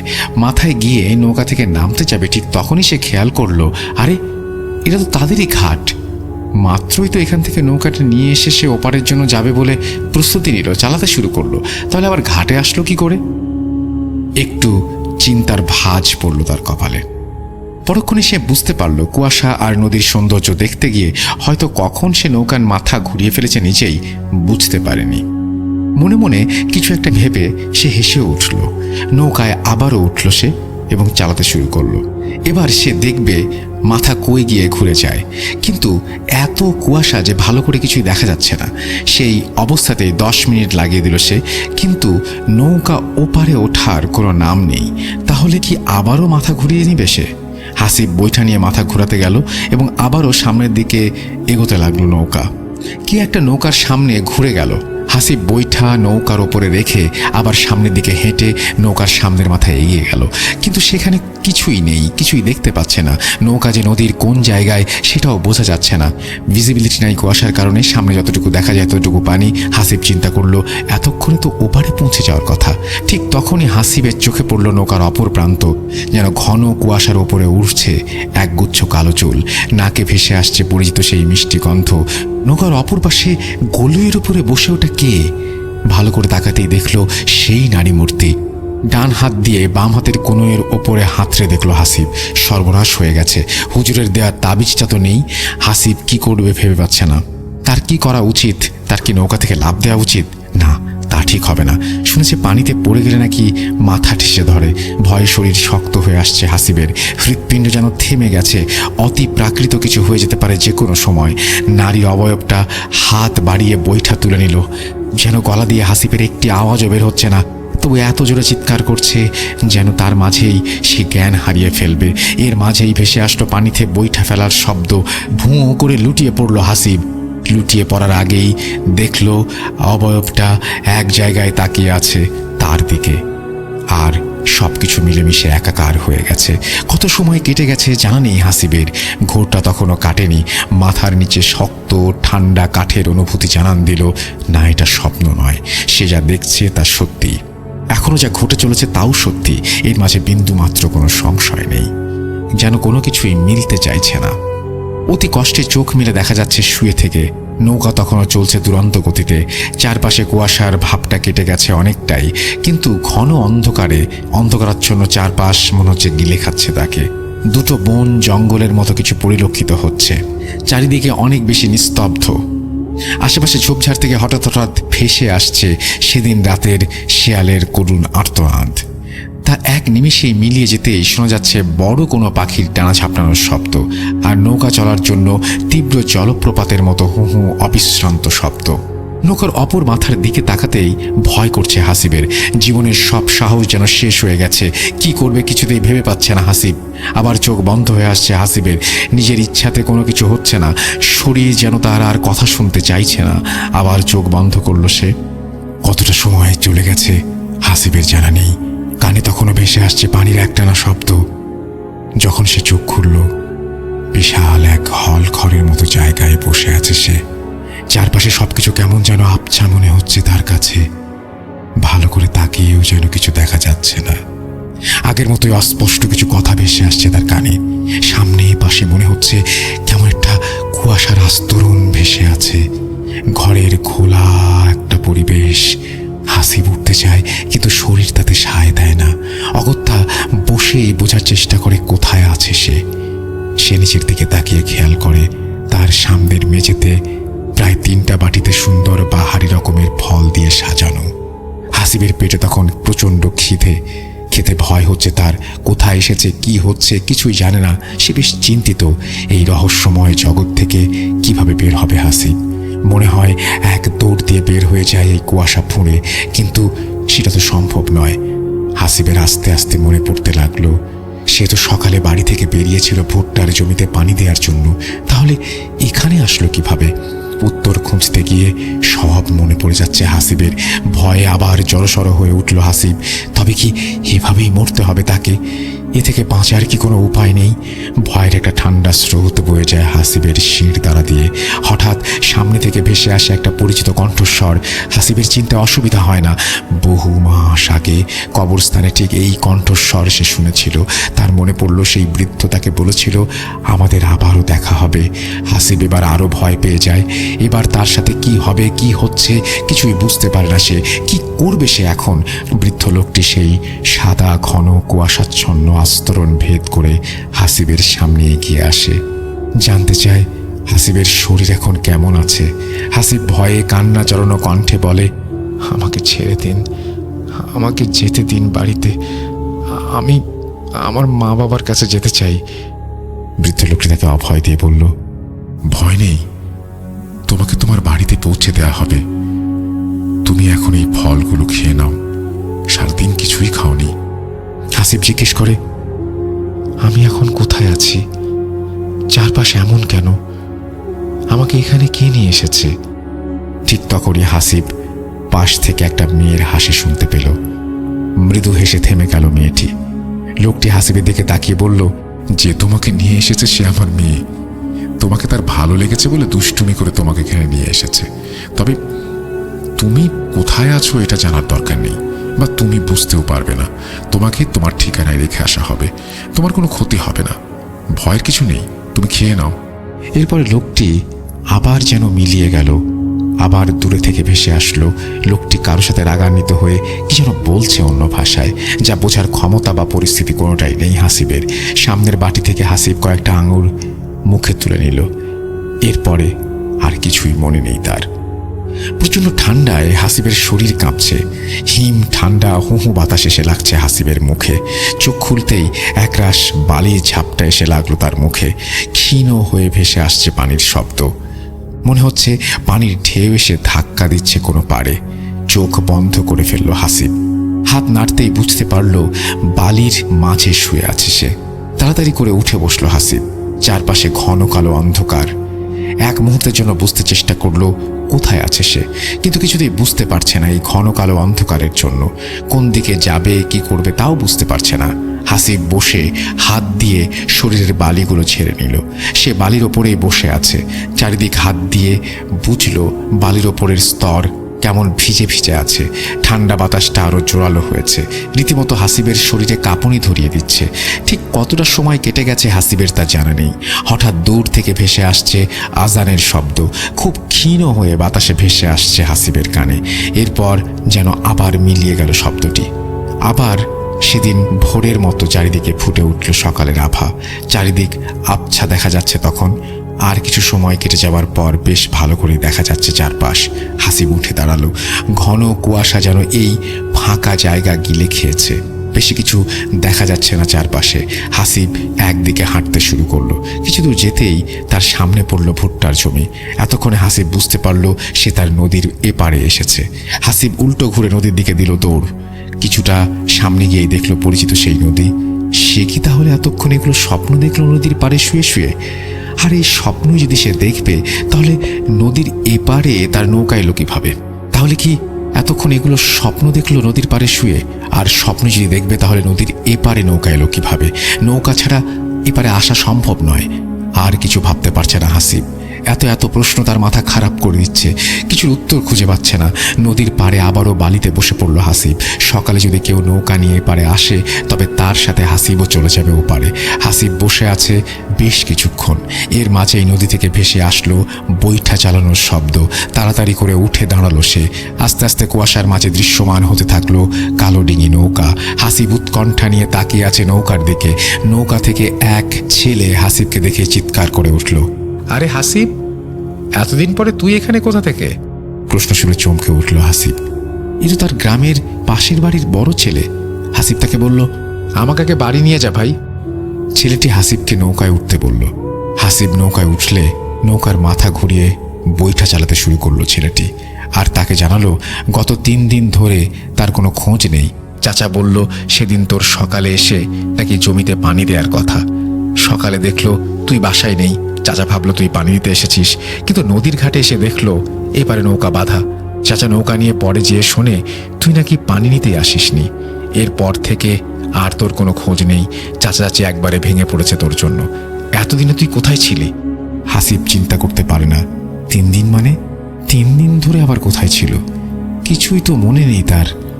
শুধু মনে আছে লোকটাকে সে আবার দেখছে। হাসিব কোনো উত্তর দেয় না। এর মাঝে নৌকা এসে ধাক্কা খায় ঘাটে। হাসিব নৌকা থেকে নেমে বাড়ির দিকে দৌড় দেয়। বাড়িতে পৌঁছে উঠোন থেকে মাকে জোরে জোরে ডাক দিতে থাকে। হাসিবের মা বাবা দৌড়ে বের হয়ে আসে। আশেপাশের বাড়ির অনেকেই বের হয়ে আসে। সবাই তার কাছে জানতে চায় কি হয়েছিল তার, আর এই 3 দিন সে কোথায় ছিল। হাসিব কিছুই বলতে পারে না তাদের। সে নিজেও বিশ্বাস করতে পারছে না সে 3 দিন হলো নিরুদ্দেশ ছিল। তার তো মনে আছে 1 ঘন্টা কোথাও আটকে ছিল। আর মা তাকে ঘরে নিয়ে যায়। সকালের খাওয়া শেষ করে হাসিব তার মাকে পুরো ঘটনা জানায়। হাসিবের মা তাকে জানায়, তুই সেদিন চলে যাওয়ার পরে আমি তোর বিছানা গোছাতে এসে দেখি তাবিজটা পড়ে আছে বিছানার মাঝে। হাসিব তার বাবা মাকে পুরো ঘটনা জানায়। হাসিবের বাবা বিকেলে একজন হুজুর ডেকে নিয়ে আসে। তিনি হাসিবকে দেখে সবকিছু শুনে বলেন, এটা জিনদের কাজ, আর ওই মেয়েটা তোমাকে পছন্দ করে তাই তোমাকে নিয়ে গিয়েছিল, কিন্তু তার বাবা তার সাথে রাগারাগি করে তোমাকে আবার দিয়ে গেছে। কিন্তু তারা তোমাকে ঠিক কিছু খাইয়েছে, যার কারণে তুমি সময় গুলিয়ে ফেলেছ। গত 3 দিন কোথায় ছিলে কিছুই বুঝতে পারোনি। তুমি এই 3 দিন কোথায় ছিলে এটা বুঝতে পারবেও না। তুমি কি আজান শুনেছিলে এই 3 দিনে? হাসিব উত্তর দেয়, আমি এই 3 দিন কোনো আজান শুনিনি। এমনকি আমি যে 3 দিন ধরে সেখানে এটাও বুঝিনি। আমার শুধু কয়েক মুহূর্তের কথাই মনে আছে। হুজুর বলে, তারা ভালো, তারা তোমার কোনো ক্ষতি করেনি। ভয়ের কিছু নেই। তোমার শরীর বন্ধ করে দিচ্ছি, নিয়মিত নামাজ পড়বে, দোয়া পড়ে ঘুমাবে, আর সমস্যা হবে না। এরপর কেটে যায় অনেকগুলো বছর। হাসিব তখন মেডিকেলে চান্স পায়। এর মাঝে তার তেমন কোনো কিছু ঘটেনি। বেশ ভালোই কাটছিল সময়। পেছনে সেই ভয়াল রাতগুলো ভুলে যেতেই বসেছিল। মানব দেহ নিয়ে যেহেতু পড়া, এই সম্পর্কে যতটা ভালো জানা যায় তার সর্বোচ্চ চেষ্টা করছে সে। তাই সে স্যারকে বলে মর্গে কোনো পোস্টমর্টেম হলে মাঝে মাঝে সেখানে উপস্থিত থাকার ব্যবস্থা যেন করে দেয় সে। বিভিন্ন সময়ে বিভিন্ন লাশের মৃত্যু রহস্য নিয়ে বেশ আগ্রহ থাকতো তার। সেই সুবাদে মর্গের ডোম আর দারোয়ানদের সাথে বেশ ভালোই খাতির চলে যায়। হঠাৎ একদিন তার স্যারের সাথে দেখা এক ছুটির সময়ে। মেডিকেল কলেজ কদিন বন্ধ, প্রায় সবাই চলে গেছে গ্রামে। হাসিব কথায় কথায় স্যারের কাছে জানতে পারল মর্গে একটা মেয়ের পোস্টমর্টম হবে কাল। স্যার নিজেও থাকবেন তখন, সেও যদি চায় থাকতে পারে। হাসিব কিছু না ভেবেই সানন্দে রাজি হয়ে গেল। সারাদিন কাজ থাকবে, তাই রাত 9টার দিকে পোস্টমর্টম শুরু হবে বলে হাসিবকে জানিয়ে দিল। আর নির্দিষ্ট সময়ের মাঝে যেন হাসিব মর্গে উপস্থিত হয়, এটাও বলে স্যার চলে গেলেন। হাসিব ভেবেছিল রাতে সে বাড়ি চলে যাবে, কিন্তু স্যার নিজে থাকবেন, অনেক কিছুই জেনে নেওয়া যাবে তখন। সেজন্য একদিন বেশি থেকে গেলে তেমন কোনো অসুবিধা নেই। পরদিন ঠিক রাত 8:30টায় হাসিব বের হয়ে যায় বাসা থেকে। মোটামুটি বাসা ফাঁকা, তার রুমমেট আর ক্লাসমেট সে গ্রামে চলে গেছে ছুটিতে। পাশের এক রুম ফাঁকা, তারাও চলে গেছে। তার আরও পরে একটা রুম, সেখানে এক বড় ভাই থাকে। বাসা থেকে বের হয়ে দরজায় তালা লাগিয়ে হাঁটতে শুরু করে হাসিব। যেখানে সে থাকে সেখান থেকে মর্গে যেতে 15 মিনিটের বেশি সময় লাগার কথা নয়। হাসিব আলো আধারিতে ল্যাম্পপোস্টের আলোয় হাঁটছে আর ভাবছে, মর্গগুলো সবসময় নির্জন জায়গায় হয় কেন? এটাও তো হাসপাতালের একটা অংশ, কিন্তু তারপরে একটু দূরে জঙ্গলে ঘেরা জায়গাগুলোই কেন বেছে নেওয়া হয় মর্গের জন্য? মনে হয় ভুতুরে পরিবেশের পূর্ণ রূপ দিতেই এই ব্যবস্থা। মনে মনে হেসে হাসিব মর্গের কাছে চলে যায়। মর্গ থেকে বেশ খানিকটা সামনে একটা ল্যাম্পপোস্টের পাশে 2 হাত লম্বা একটা লাঠি হাতে চেয়ারে বসে আছে মর্গের দারোয়ান।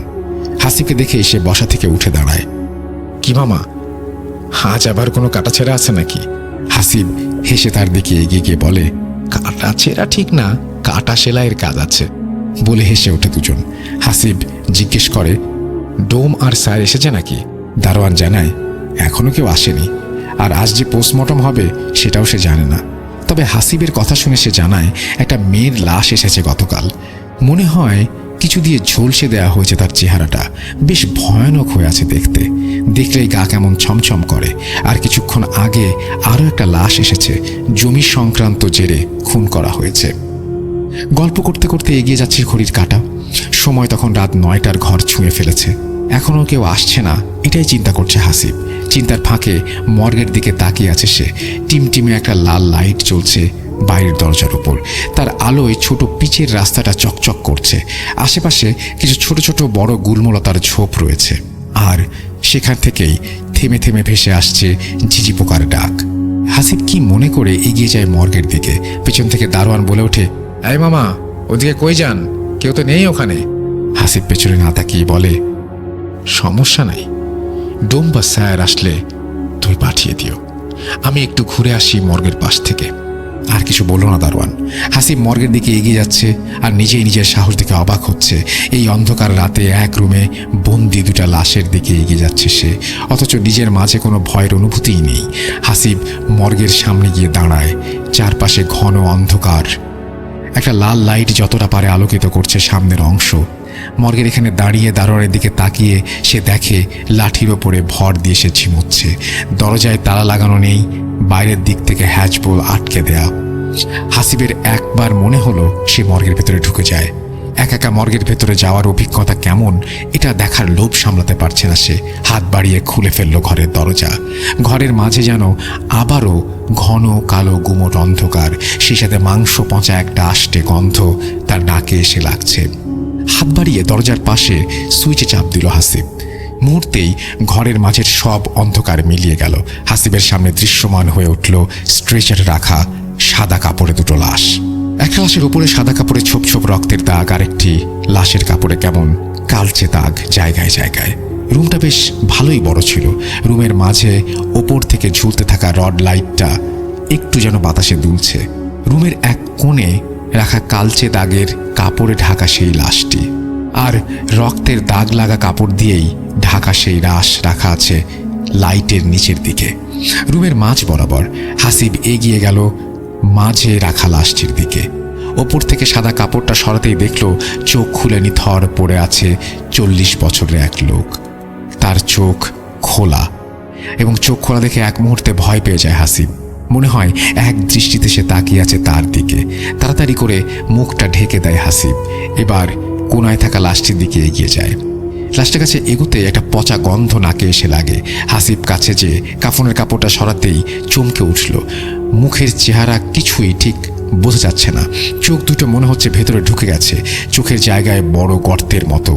এত ভয়ানক লাশ সে আগে কখনো দেখেনি। এবার সে ভয় পেতে শুরু করে। কোন সাহসে এখানে একা একা এসেছিল সেটা এখন ভাবতেও পারছে না, মাথা কাজ করছে না তার। সে তাড়াতাড়ি করে কোনো মতে লাশের ওপরের কাপড়টা ফেলে দিয়ে যেই পেছনে ঘুরেছে, ঠিক তখনই একটা শব্দ, রুমের ভেতরে জ্বলতে থাকা বাল্বটি ভেঙে চুরমার হয়ে মেঝেতে পড়ে যায়। এক নিমিষের মাঝেই অন্ধকার নেমে আসে, চারিদিক গুমোট অন্ধকার, তার সাথে পাল্লা দিয়ে বাড়ছে মৃতদেহের পচা গলা গন্ধ। হাসিবের স্পষ্ট মনে আছে সে রুমের দরজা খুলে ভেতরে এসেছিল। রুমে অন্ধকার হলেও বাইরে দরজার ওপরে আলো রুমে আসার কথা, আর দরজা দিয়ে বাইরের ল্যাম্পপোস্টের আলো দেখতে পাওয়ার কথা, কিন্তু না, কোথায় সেই দরজা? এই যে নিশ্চিত্র অন্ধকার, হাসিবের মনে হচ্ছে এক কবরের মাঝে সে, কোথাও কোনো আলো নেই। হাসিব কি করবে বুঝতে পারছে না, শরীর ঘেমে গোসল হয়ে যাচ্ছে তার। মনে মনে দরজার অনুমান করে সামনের দিকে এগিয়ে যায় হাসিব। কয়েক পা এগিয়ে আসতেই ভয়ে তার দুই পা জড়িয়ে যায়। রুমের সাথে থাকা স্ট্রেচারের ওপরে থাকা সেই লাশের ওপরে পড়ে যায় সে। হাতের নিচে ঠান্ডা শরীরের একটা অনুভব ভয়ের শেষ পর্যায়ে নিয়ে যায় তাকে। তাড়াতাড়ি উঠতে যাবে, ঠিক তখনই মনে হলো, আরে লাশটা তো নড়ে উঠল হাতের নিচটায়। হাসিবের শির দ্বারা দিয়ে একটা ভয়ের স্রোত পেয়ে যায়। লাশের মতো তার শরীরও ঠান্ডায় জমে গেছে মনে হচ্ছে। সে গলা ফাটিয়ে চিৎকার করার ব্যর্থ চেষ্টা করলো কয়েকবার। সে দৌড়ে চলে আসলো দরজার দিকে, এসেই দেয়ালের সাথে একটা ধাক্কা খেলো। রুমের মাঝে তখনও একরাশ অন্ধকার। হঠাৎ রুমের মাঝে সকল নীরবতা ভেঙে খুটখাট শব্দ শুরু হলো, সাথেই থপ করে কিছু একটা মেঝেতে পড়ার শব্দ ভেসে আসলো ঘরের কোণা থেকে। হাসিবের মনে হয় আজ আর তার নিস্তার নেই। নিজের উপরে প্রচণ্ড রাগ হতে থাকে, কেন সে এখানে এসেছিল। হাতড়ে দরজা খুঁজতে থাকে সে, কিন্তু কোথায় সেই দরজা? সব দিকেই তো সলিড দেয়াল। চোখ ভিজে কান্না চলে আসে হাসিবের। পেছন থেকে স্ট্রেচার টানার শব্দ আসছে। হাসিব দেয়াল হাতড়ে খুঁজে পায় রুমের দরজা। জোরে জোরে ধাক্কা দিতে থাকে হাসিব। একটু পরে দরজা খুলে যায়। রুমের বাইরে দাঁড়িয়ে আছে সেই দারোয়ান। হাসিব যেন তাকে দেখেই জড়িয়ে ধরে কান্নায় ভেঙে পড়ল।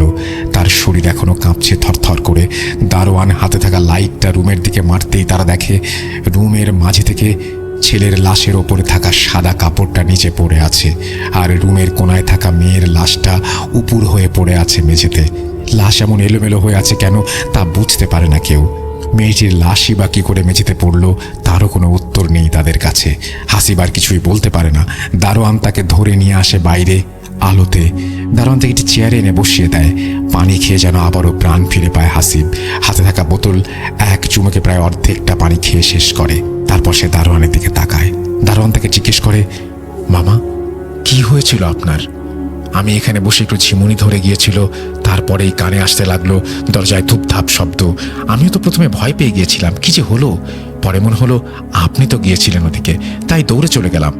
হাসিব দারোয়ানকে পুরো ঘটনা বলল, কিন্তু দারোয়ান জানালো রুমের দরজা তো খোলাই ছিল, শুধু ভেজানো ছিল।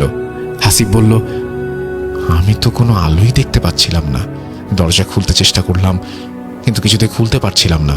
দারোয়ান তাকে জানালো, আজ স্যার আসতে পারবেন না, তাই পোস্টমর্টম হবে না। আমাকে একটু আগে ওয়ার্ড বয় এসে বলে গেল, আর সেটা আপনাকে জানানোর জন্যই গিয়ে দেখি এত সব কাহিনী। একটু ধাতস্থ হয়ে হাসিব উঠে আবার বাসার দিকে হাঁটা দিল। বাসার দিকে হেঁটে যেতেও তার কেমন ভয় করছিল। মনে হচ্ছিল চারপাশ ঘন অন্ধকারে ভরে যাবে, আবারও ঘিরে ধরবে সেই গুমোট অন্ধকার। এই বুঝি কেউ উকি দিয়ে দেখছে তাকে, পেছনে কি কেউ হেঁটে আসছে। এত সব চিন্তা নিয়ে ভয়ে ভয়ে বাসায় পৌঁছে গেল হাসিব। রাতে আর খাবার খেতে ইচ্ছা করল না তার। যে একটা অবস্থা কাটলো এখনো গায়ে কাটা দিচ্ছে। বিছানা এলিয়ে দিল শরীর। এমনিতে একদম অন্ধকার ঘর ছাড়া ঘুমোতে পারে না হাসিব, কিন্তু আজ তার সাহস হলো না ঘর অন্ধকার করতে। মনে হলো অন্ধকার করলে আবার বুঝি কিছু একটা হবে, কিছু একটা ঘটে যাবে তার সাথে। রুমে থাকা হালকা নীল কালারের একটা ডিম লাইট অন করে দিল সে। হালকা নীল আলোতে চারপাশ কেমন মায়াবী লাগছে। সব প্রশ্নগুলো মাথায় ঘুরছে, উত্তর খোঁজার চেষ্টা করছে হাসিব, কিন্তু কিছুতেই হিসাব মিলছে না। কি থেকে কি হলো সঠিক কোনো কিছুরই উত্তর দাঁড় করাতে পারছে না। মানুষ যখন কোনো জিনিসের উত্তর খুঁজে না পায় তখন তার সাথে থাকা ভয়টি আরও বেশি জেগে ধরে। হাসিবের ক্ষেত্রেও তার ব্যতিক্রম নয়। একসময় মস্তিষ্ক ক্লান্ত হয়ে ঘুমের দেশে পাড়ি জমায় হাসিব। রাত তখন কটা হবে জানা নেই। চারিদিকে নিস্তব্ধতা। ঘরে থাকা ঘড়ির কাঁটার টিকটিক শব্দটা শুধু হালকা হালকা কানে ভেসে আসছে। হঠাৎ সে বুকের ওপরে প্রচণ্ড চাপ অনুভব করলো। মনে হচ্ছে তার বুকের ওপরে কিছু একটা চেপে বসে আছে। বুকের ওপরের এই অসম্ভব চাপে ঘুম পুরোপুরি ভেঙে যায় হাসিবের। সে আস্তে আস্তে চোখ খুলে তাকায়। ঘরের ভেতরে হালকা নীল আলোতে চোখ খুলে হাসিব যা দেখে তা দেখে তার শরীরের রক্ত হিম হয়ে যায়। তার বুকের ওপরে চেপে বসে আছে একটা নারীর অবয়ব। ভালো করে তাকাতেই দেখে সেই সাদা কাফনের কাপড়। একটা মাংস পচা গন্ধে পুরো ঘর ভরে গেছে। একরাশ চুল উঠছে বাতাসে। ভয়ে এবার ঘামতে শুরু করে হাসিব। আবার সে চলে যায় একটা ঘোরের মাঝে। সে কি আসলে বাস্তবে এটা দেখছে, নাকি এটা কোনো স্বপ্ন? আজও তার শরীর সায় দিচ্ছে না তার সাথে। অনেক চেষ্টা করেও হাত পা কিছুতেই নাড়াতে পারছে না হাসিব। এমনকি তার গলা দিয়েও কোনো শব্দ বের হচ্ছে না। হাসিব নিজের সব শক্তি দিয়ে চিৎকার করার চেষ্টা করলো, কিন্তু গলা দিয়ে গোঙানির মতো আওয়াজও বের করতে পারল না। আর তখনই মেয়েটি তার দিকে তাকায়, হাসিবের দিকে এগিয়ে আসে। কি ভয়ানক সেই মুখ! মুখের কিছু জায়গায় মাংস যেন খসে পড়ছে, চামড়া ঝুলে গেছে অনেক জায়গায়। চোখ দুটো যেন অন্তহীন গর্ত, যেন কেউ কোঠর থেকে বের করে নিয়ে এসেছে চোখ দুটিকে। লাশ কাটা ঘরের স্ট্রেচারে শুয়ে থাকা সেই মেয়েটি যেন চেপে আছে তার বুকের ওপর। মেয়েটি ভাবলেশীনভাবে তাকিয়ে দুইটা হাত উঁচু করে এগিয়ে দেয় হাসিবের গলার দিকে। হাতের চামড়া দেখে এতটাই ফ্যাকাশে মনে হচ্ছিল, নীল আলোতেও মনে হচ্ছিল তার শরীরে কোনো রক্ত অবশিষ্ট নেই। হঠাৎ হাত দুটি এসে চেপে ধরে হাসিবের গলা। হাসিব প্রাণপণে হাত দুটো দিয়ে চেপে ধরে মেয়েটির হাত। জোরে চিৎকার করে বাঁচার আপ্রাণ চেষ্টা করতে থাকে। তার মনে হচ্ছে সে এবার মারা যাচ্ছে। চোখ দুটি বন্ধ হয়ে আসবে হাসিবের। চোখের পাতা মিলিয়ে যাওয়ার আগে হাসিব দেখে মেয়েটি এখনো চেপে বসে আছে তার বুকে, আর তার গলা চেপে ধরে আছে। বুকের উপরে প্রচণ্ড ব্যথা অনুভব করে হাসিব। সকালে তার ঘুম ভাঙল পাশের রুমে থাকা বড় ভাইয়ের ডাকে। বিছানায় উঠে বসে হাসিব আর ভাবতে থাকে রাতে কি হয়ে গেল তার সাথে।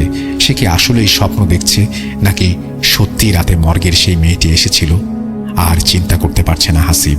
বিছানা থেকে উঠতে গিয়ে বুকের ওপরে প্রচণ্ড একটা ব্যথা অনুভব করে। বুকের মাঝে ধক করে ওঠে। তবে কি? বাথরুমে থাকা আয়নার সামনে যেতেই দেখে গলায় লাল রক্ত জমাট বেঁধে আছে। মনে হচ্ছে কয়েকটি আঙুলের দাগ বসে আছে গলায়। ভয়ে কুঁকড়ে যায় হাসিব। এর মানে রাতের ঘটনা মিথ্যা বা স্বপ্ন নয়। রাতে সে যা দেখেছে তা পুরোটাই সত্যি। আর এক মুহূর্ত এখানে নয়। ব্যাগ গুছিয়ে বেরিয়ে পড়ে হাসিব। বাড়ি ফিরে আর কাউকে জানানোর সাহস হয় না ব্যাপারটা। যদিও তার মা তার গলায় এমন দাগ দেখে প্রশ্ন করে, সে অ্যালার্জি বলে উড়িয়ে দেয়। ছুটি শেষ করে এসে হাসিব সেই বাসা ছেড়ে দিয়ে নতুন বাসায় ওঠে। এরপরে আর তেমন কোনো সমস্যা হয়নি বা ঘটেনি। তার সাথে অনেক আগে থেকে ঘটে যাওয়া সেই ঘটনার সাথে এই ঘটনার কোনো যোগসূত্র আছে কিনা তাও এখনো বুঝতে পারে না হাসিব। সেই রাতে কেনই বা এমন কিছু ঘটেছিল তার সাথে, এর কোনো সঠিক ব্যাখ্যাও সে দাঁড় করাতে পারে না। মেয়েটি কি তাকে কিছু বলতে চেয়েছিল? বলতেই যদি চাইবে, তবে এমন করে বুকের ওপরে গলা চেপে ধরে বসেছিল কেন? কিসের রাগ ছিল তার উপর? এমন অনেক প্রশ্ন আজও আছে অন্ধকারে।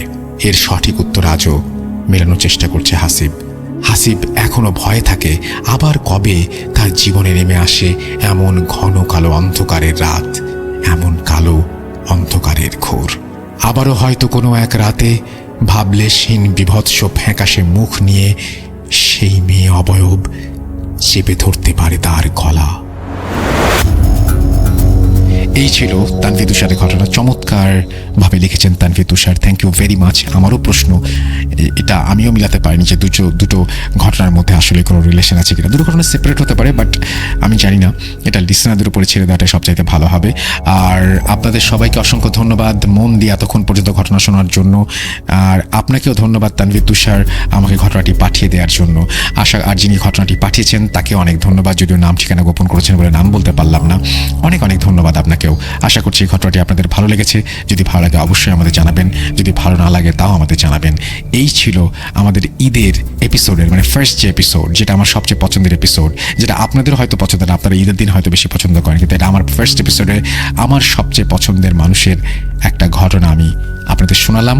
এবং আরও একটা পছন্দের মানুষ আমাদের আসছে। আসলে আমার পছন্দের মানুষের তালিকাটা খুব বেশি লম্বাও না, আবার খুব বেশি সংক্ষিপ্তও না। সো আমি জানাবো এরপরে কারা কারা থাকছে। অবশ্য আপনারা জেনে গেছেন ফেসবুকে, তারপরে যারা যারা জানেন না তাদেরকে জানাবো। যাই হোক, আমরা চলে যাব আমাদের পরবর্তী ঘটনায়।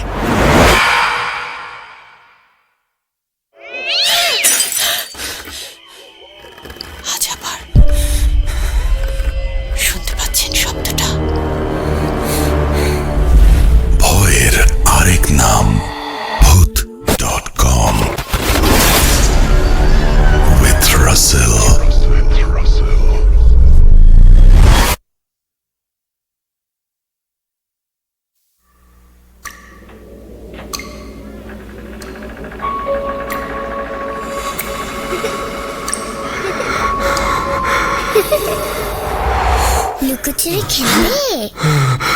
লুকোচুরি? তুমি লুকাও, আমি ঠিকই তোমাকে খুঁজে পাবো।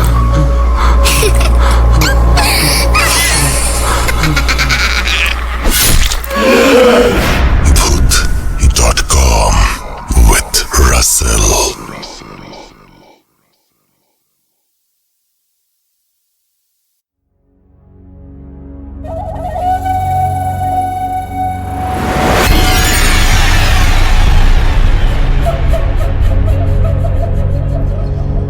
Welcome back. আপনাদের সবাইকে স্বাগত জানাচ্ছি আরও একবার ভূত.com-এ। আশা করছি আপনারা সবাই ভালো আছেন। ঘড়িতে সময় রাত 12:56 আমি রাসেল আছি সাথে, এবং সাবিদের চমৎকার একটা ঘটনা শুনলাম। আজকে মানুষ অনেক বেশি এবং আমাদের মডারেটররা ওই জন্য অনেক বেশি এক্সাইটেড। আপনারা অনেকেই যুক্ত হয়েছেন। আমি ওই যে বলেছিলাম যে ঈদ মানেই আপনজনের কাছে যাওয়া, এবং আজকে one of the best number আমাদের, মানে কি বলবো, যে আমরা পেয়েছি আজকে আপনাদের কাছ থেকে। আপনারা যারা আমাদের সঙ্গে আছেন তাদেরকে অনেক ধন্যবাদ। আমরা যখন লাইভ করলাম তখনও আপনারা ছিলেন, এখনও আছেন, এবং আমি মানে কি বলবো, যে আশা করব যে ঈদটা আপনাদের অনেক চমৎকার কাটবে, এবং মানে রাত পোহালেই ঈদ এরকম একটা অবস্থা যখন, তখন আমরা চলে যাচ্ছি আফনান ভাইয়ের ঘটনায়। বলেছিলাম আফনান ভাইয়ের ঘটনা শোনাবো। চলুন কথা না বাড়িয়ে আফনান ভাইয়ের ঘটনায় যাওয়া যাক। আমাদের সঙ্গেই থাকুন।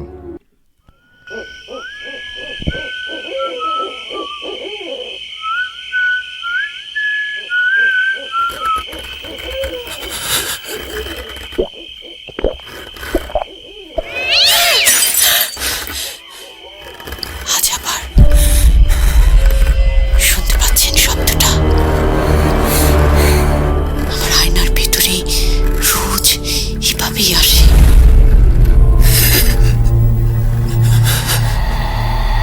Voot.com with Russell.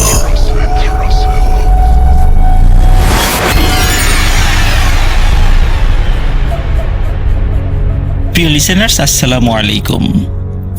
পবিত্র ঈদ উল ফিতর উপলক্ষে ভূত.com-এর ঈদ স্পেশাল এপিসোডে সকলকে জানাচ্ছি শুভেচ্ছা ও অভিনন্দন। আশা করি সবাই ভালো আছেন, সুস্থ আছেন।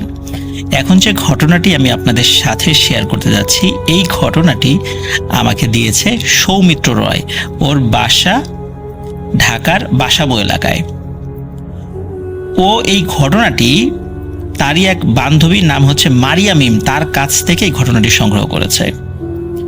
ঘটনাটি একটি হন্টেড বাসাকে কেন্দ্র করে এবং বেশ কিছু ছোট ছোট ভয়ানক ঘটনা মিলিয়ে একটি লম্বা ঘটনা আপনাদের সামনে উপস্থাপন করার চেষ্টা করব ইনশাল্লাহ। তো চলুন কথা না বাড়িয়ে সরাসরি মূল ঘটনাতে চলে যাচ্ছি।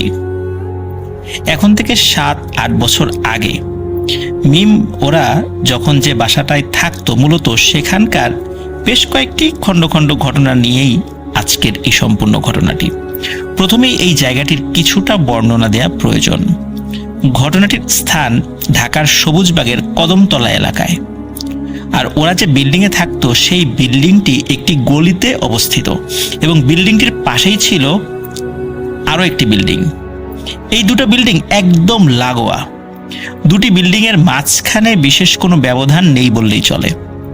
বিষয়টি অনেকটা এমন যে এক বিল্ডিংয়ের ছাদ থেকে খুব সহজেই অন্য বিল্ডিংয়ের ছাদে চলে যাওয়া যায়। ঢাকাতে কিন্তু এরকম বিল্ডিং অনেক আছে, বিশেষ করে পুরান ঢাকায় কিন্তু আমরা হরহামেশাই এই ধরনের বিল্ডিংগুলোকে দেখতে পাই। তবে ওই দুটি বিল্ডিংয়ের মাঝে যে সরু জায়গাটি ছিল, সেখানে স্বাভাবিকভাবে যাওয়ার কোনো পথই ছিল না, যার কারণে কারো কোনো জিনিস ভুলবশত জানালা দিয়ে পড়ে গেলে তা আর উদ্ধার করা সম্ভব হতো না। মিমরা যখন ওই দুটি বিল্ডিংয়ের মধ্যে প্রথম বিল্ডিংটির 5 তলায় থাকতো, মানে যখন শুরুর দিকে আর কি, তো একদিন মিমদের বাসায় মেহমান এসেছিল, যে কারণে ওর আম্মু রাতে ওকে বলেন বাসার লিভিং রুমে ঘুমাতে। আর ওর কাছে বিষয়টি খুবই স্বাভাবিক ছিল, কারণ এর আগেও অনেকবার মেহমান আসলেও লিভিং রুমে ঘুমিয়েছে। তো ওই রাত্রে মেহমানদের সাথে দীর্ঘক্ষণ গল্পগুজব করে ওর ঘুমাতে যেতে যেতে রাত প্রায় 2টো বেজে যায়। তখন ও শুনতে পায় ওদের বাসার গলিতে অনেকগুলো কুকুর ভয়ানকভাবে ডাকাডাকি করছে। কুকুরগুলোর এরকম ডাকাডাকি শুনে ওর মনে পড়ে যায় যে ওর খালা একবার ওকে বলেছিলেন যে কুকুর নাকি জিনদের উপস্থিতি বুঝতে পারে, তাই রাতের বেলা অনেক সময় খারাপ কোনো কিছুর উপস্থিতি টের পেলে ওরা এভাবে ডাকতে থাকে। এসব মনে করে মিমের কিছুটা ভয় লাগছিল, যেহেতু ও তখন লিভিং রুমে একাই ছিল, আর যার কারণে ওরকম কুকুর ডাকাডাকি করলে ভয় লাগাটাই স্বাভাবিক। আর ওই খালার কথাগুলো মনে পড়েছিল তার, এ করে ভয়টা আরো বেশি লাগছিল।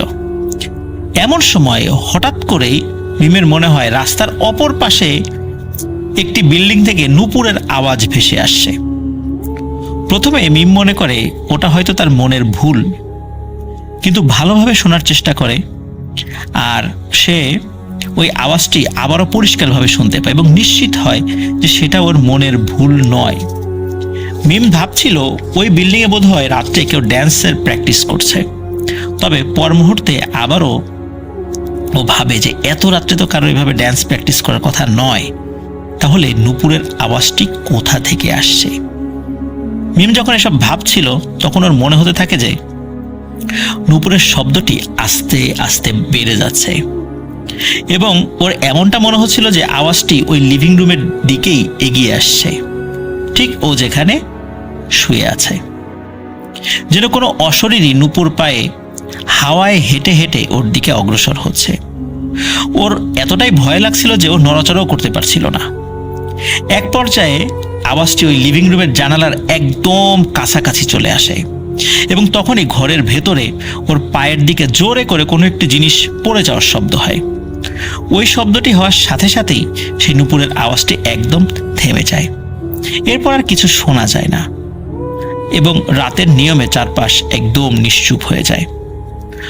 অনেক ভয় পাওয়ার কারণে কিছুতেই মিমের ঘুম আসতে চাইছিল না, কিন্তু পরদিন যেহেতু বাসায় মেহমান এসেছিল, ওই দিন যেহেতু বাসায় মেহমান এসেছিল, তাই উঠে লাইট জ্বালিয়ে বাসার অন্যদেরকে ডাকাডাকি করতে গেলে মেহমানরা হয়তো বিরক্ত বোধ করবেন এবং তারা অন্য কিছু ভাবতে পারেন যে এই মেয়েটিকে আবার জিনে ধরছে কিনা বা এই টাইপের কিছু কিনা, এই টাইপের অনেক কথাবার্তা ছড়িয়ে যেতে পারে। তো বিষয়টি সে মনের ভুল ভেবেই মনকে বারবার সান্ত্বনা দিতে থাকে, কিন্তু সে জানে যেটি তার মনের ভুল নয়। যাই হোক, সে চুপচাপ শুয়ে থাকে এবং ফজরের আজানের পর তার ঘুম এসেছিল, এর আগে তার ঘুম আসেনি। সকালে তার আম্মুর ডাকে ঘুম ভাঙে। যেহেতু ঘুম থেকে উঠতে বেশ দেরি হয়েছিল, তাই মিম তাড়াতাড়ি করে রেডি হয়ে স্কুলে চলে যায়। এরপর স্কুল শেষেও যখন বাসার দিকে ফেরে তখন লিভিং রুমের দরজার উপরের দেয়ালের দিকে ওর চোখ যায়। সেখানে আল্লাহ লেখা কাবা শরীফের একটি ফ্রেম করা ছবি লাগানো ছিল, কিন্তু ছবিটি তখন সেখানে না থাকায় জায়গাটি খালি খালি লাগছিল, যার কারণে ওখানে ওর নজর পড়ে। মিম তখন ওর আম্মুর কাছে ছবিটি কোথায় তা জানতে চায়। তখন তার আম্মু বলে যে ঘুম থেকে উঠে উনি লিভিং রুমে এসে দেখেন যে কাবা শরীফের ওই ছবিটি মাটিতে পড়ে আছে। উনি ছবিটি উঠিয়ে হাতে নিয়ে দেখতে পান যে ছবিটি দেয়ালে লাগানোর জন্য যে রশিটি ছিল সেই রশিটি ছিঁড়ে গিয়েছে, আর তাই এটি পড়ে গিয়েছিল। তাই উনি ছবিটিকে আবার দেয়ালে না টানিয়ে টেবিলের উপর রেখে দিয়েছেন। একথা শুনে মিম রুমে গিয়ে দেখে যে ছবিটি টেবিলের উপর রাখা আছে। তখন মিম বুঝতে পারে যে গত রাত্রে ও একটি জিনিস পড়ে যাওয়ার জোরালো শব্দ শুনতে পেয়েছিল, সেটি আসলে ওই ছবিটি পড়ে যাওয়ারই শব্দ ছিল। এরপর মিম তার আম্মুকে গত রাত্রে ঘটে যাওয়া ঘটনাটি খুলে বলে। উনি সবকিছু শুনে বিষয়টি কিছুটা আন্দাজ করতে পারলেও মিম হয়তো ঘুমের ঘরে স্বপ্ন দেখেছে বলে তাৎক্ষণিকভাবে মিমকে আশ্বস্ত করার চেষ্টা করে, কিন্তু মিম ভালোভাবেই জানতো যেটি কোনো স্বপ্ন ছিল না, আর তার মাও ভালো করে বুঝতে পেরেছিল যে মিম আসলে স্বপ্নের ঘরে বিষয়টি দেখেনি। মূলত এই বিষয়টি ঘটনা ঘটার শুরু ছিল, এটা দিয়েই শুরু হয়েছিল। যাই হোক, এই ঘটনা কয়েকদিন পর ওই বিল্ডিং এর দ্বিতীয় তলার একজন আন্টি মিমের আম্মুর সাথে গল্প করতে আসেন। কথা প্রসঙ্গে উনি ওনার একটি ভয়ানক অভিজ্ঞতার বিষয়ে তাকে বলেন। একদিন বিকেলবেলা অবসর সময় উনি সেলাই করার জন্য নাকি সুই সুতা নিয়ে বসেছিলেন। উনি সুইয়ে সুতা পরানোর চেষ্টা করছিলেন এবং সুইয়ের ছিদ্রে সুতা প্রায় পরিয়ে ফেলেছেন। এমন সময় ওনার হাতটি অদ্ভুতভাবে খালি ডানে বায়ে সরে যায়। ওনার মনে হচ্ছিল কেউ যেন আস্তে করে ওনার হাতে ধাক্কা দিয়ে হাতটি সরিয়ে দিচ্ছে। উনি শুরুর দিকে বিষয়টিতে খুব বেশি গুরুত্ব না দিয়ে আবারও সুতো পরানোর চেষ্টা করেন, কিন্তু এবারও একই রকম ঘটনা ঘটে। প্রিয় লিসেনার্স, আপনারা জানেন যে শুয়ে সুতা পরানো কিন্তু বেশ সূক্ষ্ম একটি কাজ, আর উনি এই কাজে বেশ সিদ্ধহস্ত ছিলেন। কিন্তু অদ্ভুতভাবে উনি বারবারই অস্বাভাবিকভাবে ব্যর্থ হচ্ছিলেন, আর এই কারণে উনি কিছুটা বিরক্ত নিয়েই বলে ওঠেন, কি রে, এরকম হচ্ছে কেন? যখনই এই ধরনের কথা উনি বলেছেন, তখনই আচমকাই নাকি ওনার কানের পাশে কর্কশ ও ভারী একটি কণ্ঠস্বর উনি শোনেন এবং ভয়ানকভাবে ফিস ফিস করে কিছু একটা বলে ওঠে, কিন্তু কি যে বলেছেন সেটা আসলে উনি বুঝতে পারেননি। মানে অদ্ভুত একটা শব্দ, কর্কশ শব্দ, কিন্তু এটা কোন ভাষায় যে কথা বলে উঠলো, কি বলল, এটা ওনার বোধগম্য হলো না। যদিও উনি বুঝতে পারেননি, কিন্তু কণ্ঠস্বরটা শোনার পর উনি প্রচন্ড ভয়ে হাত থেকে সবকিছু ফেলে দিয়ে চিৎকার করতে করতে ওনার রুম থেকে বের হয়ে যান। চিৎকার শুনে ওনার পরিবারের সদস্যরা ছুটে আসেন এবং ওনাকে পানি খেতে দিয়ে হাত পাখা দিয়ে বাতাস করতে থাকেন। শীতকাল ছিল ওই সময়টাতে, আর শীতকালে উনি একদম ঘেমে অবস্থা খারাপ হয়ে গিয়েছিল। কিছুটা স্বাভাবিক বোধ করার পর উনি সবাইকে বলেন যে ওনার সাথে কি ঘটেছিল। সবকিছু শোনার পর পরিবারের সদস্যরা অনেক বেশি অবাক হয়েছিলেন এমনটাও নয়। এরকম টুকটাক ঘটনা মনে হয় ওই বিল্ডিংয়ে হর হামেশাই ঘটে, এরকম কম বেশি ঘটনা তাদের মোটামুটি জানা ছিল। মাঝে মধ্যেই রাতে ওই বিল্ডিংয়ের ছাদের উপর নাকি বিভিন্ন ধরনের অদ্ভুত শব্দ শোনা যেত, যেমন কেউ পাটাতে শিলনোড়া দিয়ে মশলা পিষলে যেরকম শব্দ হয়, অনেকটা সেই রকমের। আবার যারা পার্শ্ববর্তী লাগোয়া বিল্ডিংটির সাইডে থাকতেন, তাদের মধ্যে অনেকেই গভীর রাতে দুটি বিল্ডিংয়ের মধ্যবর্তী যে সরু জায়গাটি রয়েছে, সেখান থেকে একটি ছোট্ট বাচ্চার কান্নার আওয়াজ আসতে নাকি শুনেছেন। অথচ ওই ছোট্ট ফাঁকা জায়গায়, এত সরু ফাঁকা জায়গায় শুধু হয়তোবা কোনো একটা ইঁদুর হেঁটে যাওয়া সম্ভব একদম নিচে, এছাড়া কোনো মানুষের সন্তান, একদম নবজাতক সন্তানও ওই জায়গায় থাকা সম্ভব নয়। কিন্তু শুধু ওই জায়গা থেকে কান্নার আওয়াজ ভেসে আসতো। মিমের সাথে ওই ঘটনাটি ঘটার বেশ কয়েক মাস পর ওরা পাশের বিল্ডিংটাতে শিফট হওয়ার সিদ্ধান্ত নেয়। ওই বিল্ডিংয়ে আগে থেকেই মিমের চাচারা থাকতেন, তো ওরা যখন ওই বিল্ডিংয়ে একটি ফ্ল্যাট খালি পায়, তখন ওরা সেখানে শিফট হয়ে যায়। নতুন বাসায় শিফট হওয়ায় বেশ কিছুদিন মোটামুটি কোনো সমস্যা হয়নি। তবে এর কিছুদিন পরে আর কি, মিম একদিন স্কুল থেকে ফিরে বাসায় ঢুকতে যাবে, এমন সময় ওদের পাশের ফ্ল্যাটে যে আন্টি থাকতেন, উনি দরজা খুলে বের হয়ে মিমকে বিভিন্ন অসংলগ্ন কথাবার্তা বলতে থাকেন। ওনার আচরণ ছিল একদমই একটি ছোট বাচ্চার মতো। একে তো ওই বাসায় নতুন, তারা এসেছে, তারপর ভালো করে কাউকে চেনেও না, তার উপর ওই আন্টি এরকম আচরণ দেখে সে কিছুটা ভয় পেয়ে তাড়াতাড়ি ঘরে ঢুকে দরজা লাগিয়ে দেয়। পরবর্তীতে মিম যখন ওর আম্মুকে ওই আন্টির বিষয়ে বলে, তখন উনি অন্য এক প্রতিবেশীর কাছ থেকে ওই আন্টির বিষয়ে জানতে চান। তখন জানতে পারেন উনি মানসিক অসুস্থতায় ভুগছেন, যার কারণে নাকি অনেকের সাথে এই ধরনের ব্যবহার করেন, ছোট বাচ্চার মতো আচরণ করেন, ঠিক একটা বাচ্চা মানুষ যেভাবে আচরণ করে। ওই প্রতিবেশীর কথা শুনে মিমের আম্মু বুঝতে পেরেছিলেন যে উনি ওই আন্টি সম্পর্কে এমন কোনো কথা আরো জানেন যেটা হয়তো তাকে বলতে চাচ্ছে না। তো যাই হোক, ভদ্রতার খাতিরে ওনাকে আর তেমন কিছু জিজ্ঞেসও করেনি। কিন্তু আরো ভয়ানক ঘটনা কিন্তু সামনে ছিল। একদিন দুপুরে হঠাৎ করে মিমদের পাশের ফ্ল্যাট থেকে চেঁচামেচির আওয়াজ শুনে ওরা দরজা খুলে দেখে যে ওই বিল্ডিং এর অনেকে সেখানে উপস্থিত হয়েছে। মিমরাও কৌতূহলবশত সেখানে গিয়ে দেখে যে ওই যে আন্টি আগের দিনের মতোই উচ্চস্বরে বাচ্চাদের মতো বিভিন্ন অসংলগ্ন কথাবার্তা বলছেন। কিন্তু যখনই উনি ওখানে মিমকে দেখতে পান, তখনই দৌড়ে গিয়ে খপ করে মিমের হাত চেপে ধরেন এবং বলেন যে, এই মেয়ে, আমার সাথে আসো, সোফায় বসো। তার পাশে সোফায় বসান। মিম খুবই অস্বস্তি বোধ করছিল এবং ভয় পাচ্ছিল, কিন্তু চুপচাপ সে ওই সোফায় বসে পড়ে, কোনো কথা বলছিল না। আর সোফায় বসার পরপরই ওই আন্টি আবারও অসংলগ্ন কথাবার্তা বলতে থাকেন, যে কথার আগা মাথা কিচ্ছু নেই। তখন উপস্থিত সবাই বিভিন্ন ধরনের কথা বলে একটি বাচ্চাকে যেভাবে বোঝানো হয় সেভাবে ওনাকে শান্ত করার চেষ্টা করে।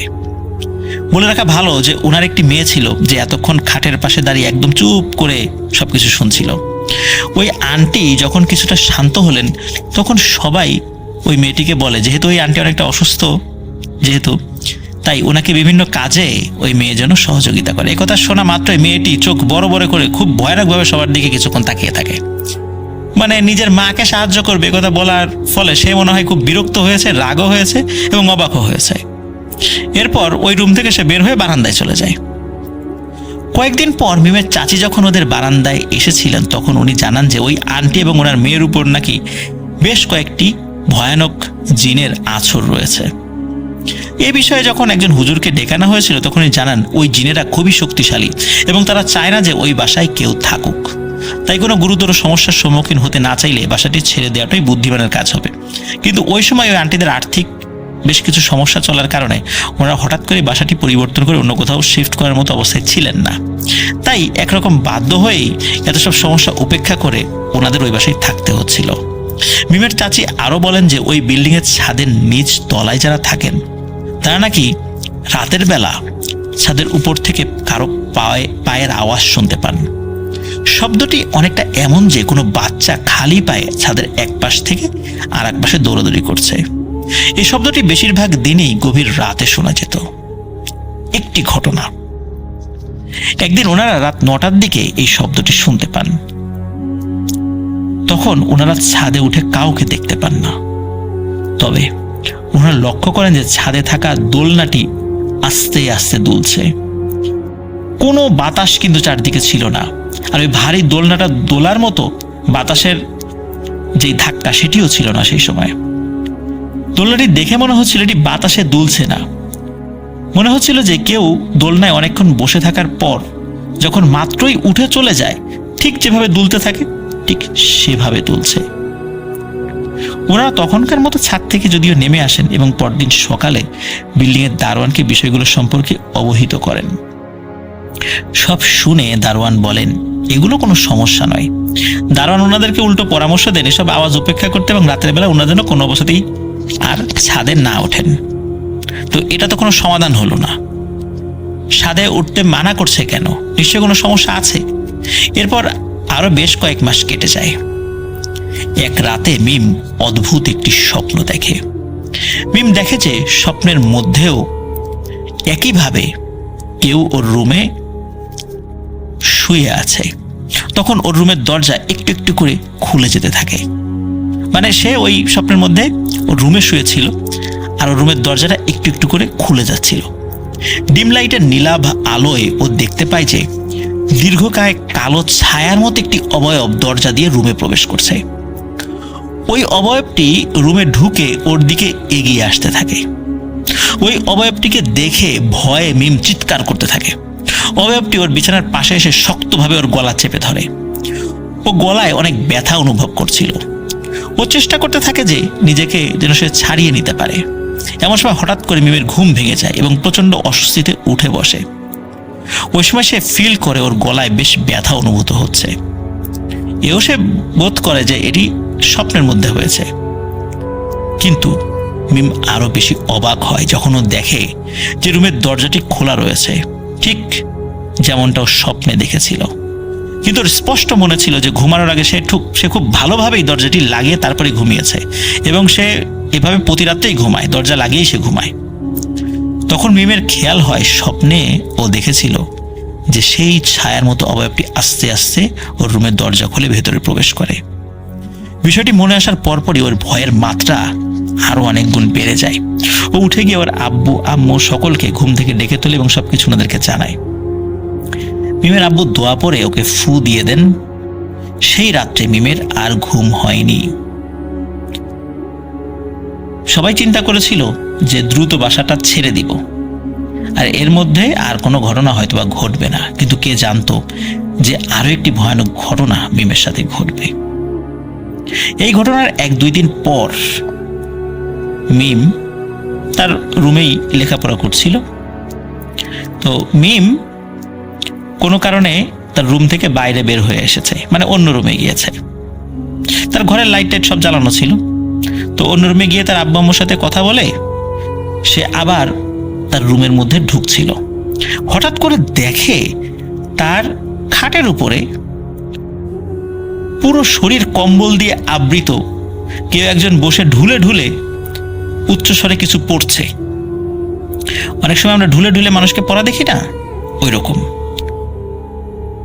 ওই সময় কিন্তু শীতকাল আবার ছিল না, শীতকাল চলে গিয়েছিল। তখন কম্বলটা যে কোথা থেকে এলো সে বুঝতে পারছে না, কারণ কম্বলটা তার রুমেই ছিল কিন্তু অন্য জায়গায় রাখা ছিল, গায়ে দেওয়ার জন্য নয়। তো ওই কম্বলটা মানে তাদের ঘরের কম্বলটাই, ওইটা তার রুমেই ছিল, ওই কম্বলটা দিয়ে পুরো শরীর আবৃত করে এরকম ঢুলে ঢুলে পড়ছে, আর গলার আওয়াজটা ছিল বেশ কর্কশ এবং গড় গড় গড় গড় করছে, এরকম একটা কি যে পড়ছে কিছু বোঝা যাচ্ছে না। তো মিম চিন্তা করে কি ব্যাপার, ঘরের মধ্যে এটা কোত্থেকে আসলো। তার অন্য ভাই বোনরা আবার এসে এরকম করে পড়ছে না তো, বা তাকে ভয় দেখানোর চেষ্টা করছে না তো। তো সে একটু ভয়ে ভয়ে কি করে, কম্বলের এক পাশ ধরে এক ঝটকায় কম্বলটি সরিয়ে ফেলে। আর সরিয়ে ফেলার সাথে সাথে দেখে ওই কম্বলের মধ্যে কিচ্ছু নেই, শুধু মনে হলো একটা কালো ছোট্ট একটা ছায়ার মতো ধপ করে জানালা দিয়ে বের হয়ে চলে গেল। এই দৃশ্য দেখার সাথে সাথে মিম চিৎকার দিয়ে সেন্সলেস হয়ে পড়ে যায়। কেন এরকম ভয়ানক একটি ঘটনা আসলে ওর সাথে যে বাস্তবে ঘটে যাবে এটি আসলে কেউ বুঝতে পারেনি। এই ঘটনা ঘটার পরেই তার বাবা সিদ্ধান্ত নেয় আর নয়, মাস শেষ হওয়ার আগেই দ্রুত ওই বাসাটি ছেড়ে দিতে হবে। কিন্তু হঠাৎ করেই তো ভালো বাসা আসলে পাওয়াটা অনেক কঠিন। কিন্তু যত কঠিনই হোক, আরো গুরুতর ক্ষতি হয়ে যাওয়ার আগেই এই বাসা ত্যাগ করতে হবে। তো সেই বাসাটি ছেড়ে দেওয়ার সিদ্ধান্ত চূড়ান্ত হওয়ার পর একদিন ওদের বাসার যে কাজের মহিলা, সে যখন কাজে আসে তখন মিমের আম্মু ওই মহিলাকে পুরো বিষয়টি জানান এবং বলেন যে ওরা যে নতুন বাসায় শিফট হবে সেখানে যদি ওই মহিলাটি কাজে যেতে পারে তাহলে মিমের আম্মু ওই মহিলাকে কাজে বহাল রাখবেন। তখন ওই কাজের খালা বা বুয়া এই বাসা ছেড়ে দেওয়ার যখন কারণ জানতে চায় তখন মিমের আম্মু হালকাভাবে ওনাকে বিষয়গুলো বলেন। সব শুনে ওই কাজের খালা বলেন ওদের বাসাটি যে গলিতে অবস্থিত ওই গলির রাস্তাটিকে এই রাস্তাটা ঘিরে নাকি অনেক ভয়ের বিষয় রয়েছে এবং এলাকার অনেকেই নাকি বিষয়টি সম্পর্কে জানেন। ওই সময় মিম সোফায় বসে টিভি দেখছিল। তো কাজের খালার মুখে একথা শুনে ও বিষয়টি সম্পর্কে খালার কাছে জানতে চায়। তখন খালা বলেন একটি ভয়ানক ব্যাপার। তিনি বলেন ওই এলাকার অনেকেই গভীর রাত্রে এই রাস্তা দিয়ে চলার সময় নাকি দেখেছে রাস্তার পাশে একটি লাল শাড়ি পরা বউ ঘোমটা দিয়ে বসে আছে। তারা যখনই সেই মহিলাটিকে অতিক্রম করে হেঁটে সামনের দিকে এগিয়ে যাওয়ার চেষ্টা করে তখন নাকি সেই মহিলা পেছন থেকে খুবই মিষ্টি গলায় ডাক দেয় এবং বলে আমাকেও সাথে নিয়ে যাও। এভাবে ওই মহিলাটি বিভিন্নভাবে অনুনয় বিনয় করতে থাকে এবং বলে একবার হলেও পেছন দিকে ঘুরে তার দিকে যেন কেউ তাকায়। কিন্তু এলাকার সবারই কম বেশি জানা রয়েছে যে পেছনে ঘুরে যদি কেউ তাকায় তাহলে ভয়ানক বিপদ হতে পারে। এরকম ঘটনা নাকি ওই এলাকায় অনেক ঘটেছে এবং অনেকেই বিষয়টি প্রত্যক্ষ করেছেন। ওই কাজের খালা আরো বলেন যে একসময় এই এলাকার চারপাশে শুধু পানি ছিল, পরবর্তীতে মাটি ফেলে জলাশয়গুলো ভরাট করে এই বিল্ডিংগুলো নির্মাণ করা হয়। মিমরা এখনো ওই এলাকাতেই অন্য একটি বাসায় থাকে, তবে ওই আগের বাসাটি মূলত পরিবর্তন করার পর থেকে মিমের সাথে আর কোনো ভয়ানক ঘটনা ঘটেনি।